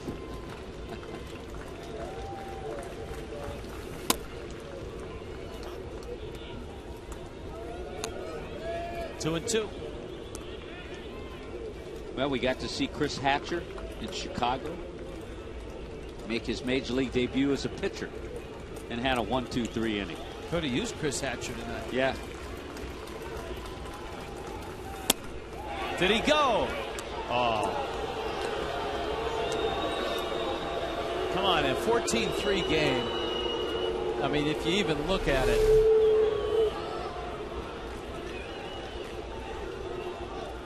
And you know what? We have seen that called many times. He didn't swing. Let's see if Peterson can get him out on a 3-2 pitch. Now it's inside.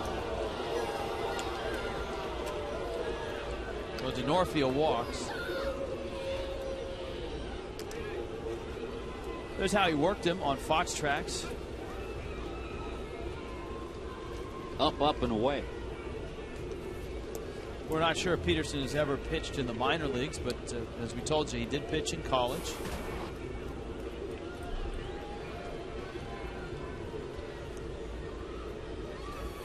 He'll be getting...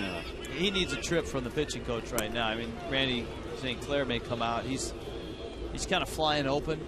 He'll be getting tweets and texts from all his friends. Do you see Randy St. Clair? I think he's looking at the clicker in his hand that keeps pitch count. Just out of habit. It's out of habit. Yeah, like why would you do that with Petey on the mound? I know. It's a habit.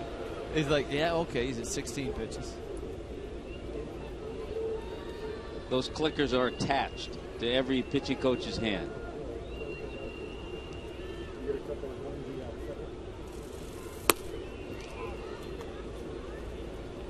He's up right now. He's got to make an adjustment. Been a while since he's done this. Backside's collapsing a little bit. I think he's getting tired.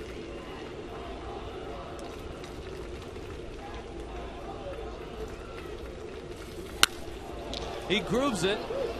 Back goes Stanton at the track, and he makes the catch. A basket catch, 420 feet from home plate, and Brian Peterson works a scoreless ninth. Oh, wow.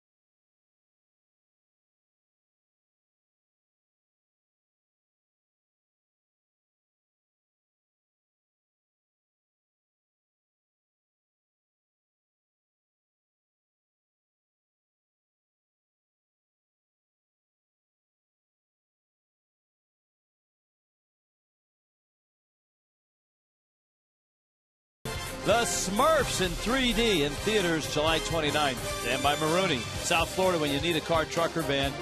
Who are you going to call? 1-877-Marooney. Well, Brian Peterson, Mike Stanton, his center fielder, saving him. Stanton going all the way back into the triangle. Peterson's ERA 0.00. And as all pitchers do, Brian Peterson was just standing at the top of the dugout to wait for Stanton to come in to say nice going. Stanton almost overran the ball. He'd never had to play that triangle before out there. No. A little Fox mode look at it. Realizes he's gone just a step or two deep and regroups. So in the ninth, the bottom half, Logan Morrison, and he takes inside from Anthony Bass.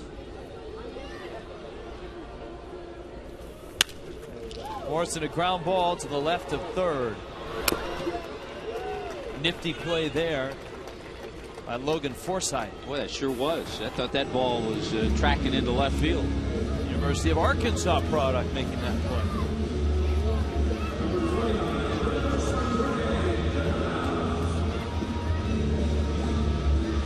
You know, the best thing would have been if Peterson had a Brian Wilson type signature move after the third out. You know, cross his arms, point to the sky.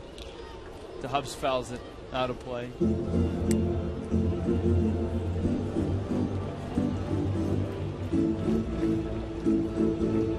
There you go. 18 pitches. See, I don't know, Tommy. I think 18 pitches. I think he's in center field tomorrow to start that day game. Yeah, I don't think he is. All right. What do you want to put on it? Lunch in D.C.? Yeah. All right. Lunch in D.C. At our favorite Chinese restaurant. Yeah, that's right. Okay, lunch in D.C. I think Peterson starts in center.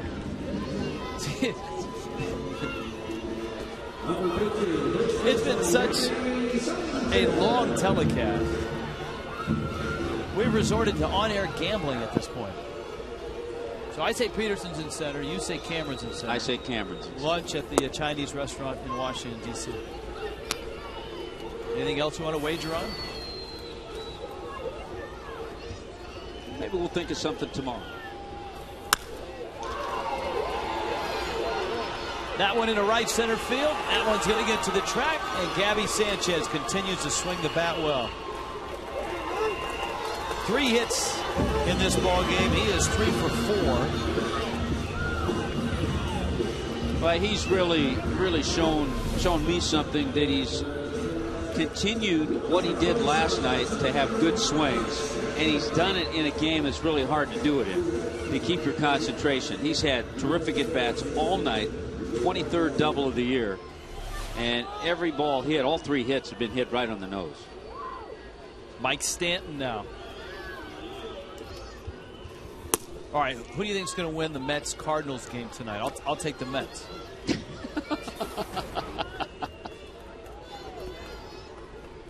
Can't actually bet on a game. See, we're wagering on positioning. Oh, I guess so. So I refuse to answer that. Yeah. Well, it's a good on the thing. grounds that it really might incriminate. Well, it's a good thing you did, because it just ended and the Mets won. So that's 2 straight over the Cardinals. Yeah, 6-5. Don't have the details. Looks like an Angel Pagan walk-off homer.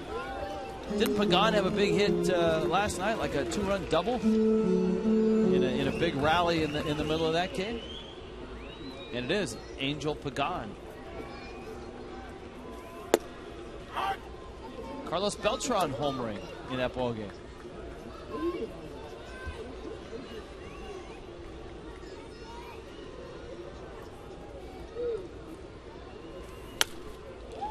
Stanton fouls it off. So Beltran hit his 15th. Pagan hit his 4th. Where do you think Carlos Beltran will end up? He can veto. Well, a trade. It's going to be a team that's a contender. It could be the Phillies, could be the Red Sox. And the theory is, John Heyman, the article that I referenced earlier, his theory is that the Mets wouldn't mind dealing him in the division. The Braves have called about him as well because looking for a right-handed bat too. Because they feel whoever signs him isn't going to keep him, and he won't stay in the division for more than a month and a half. Mike Stanton walks. You know, it would be fun to see a team like Pittsburgh get him, but the problem is Beltran would probably say, I'd rather play in. Yeah, if you're talking Braves or Red Sox or Phillies, he would waive that clause. But yeah, I'm not sure if he would waive it for Pittsburgh. Even though the Pirates have a terrific chance, they keep pitching the way they are. They've got some guys hurt who are expected back. So they've been playing some youngsters that have gotten them to where they are. How did we get to where we are? Not quite sure. 14-3 with 2 outs in the bottom. Not quite sure where we made the wrong turn. It was in the first inning when Will Venable hit that hanging breaking ball out to make it 1-0, and it was on from that point. 13 runs in the first 2 innings for the Padres. So set your devices tomorrow for 11:30 for Marlins Live, because this one is over.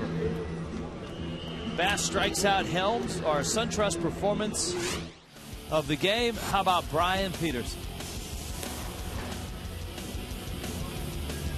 Peterson will show you all the outs. Got a couple. This last one looked like an Italian boat, Tommy. It looked like it was almost gondola. But you think about it, too, he lost one hitter, he walked a hitter. He did give up some balls that were hit pretty hard, but you know what? They're all outs. It's a lesson for every pitcher to learn. That was my salute to Jim Brockmeyer there. All right, that's it. That's all the entertainment we've got. Oh, what? Marlins Live? We still got that? All right. We'll pull out all the stops on Marlins Live. 14-3 is the final.